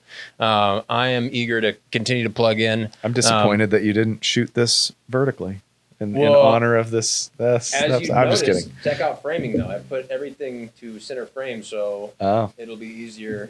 Framing because it'll go out on vertical on all the little there you go, clips and stuff like that. But that's it, gang. Go like, subscribe, tell your friends, do all the whatevers. But until next time, we'll see you. Thank you. Thank you. All right. Very cool. Oh.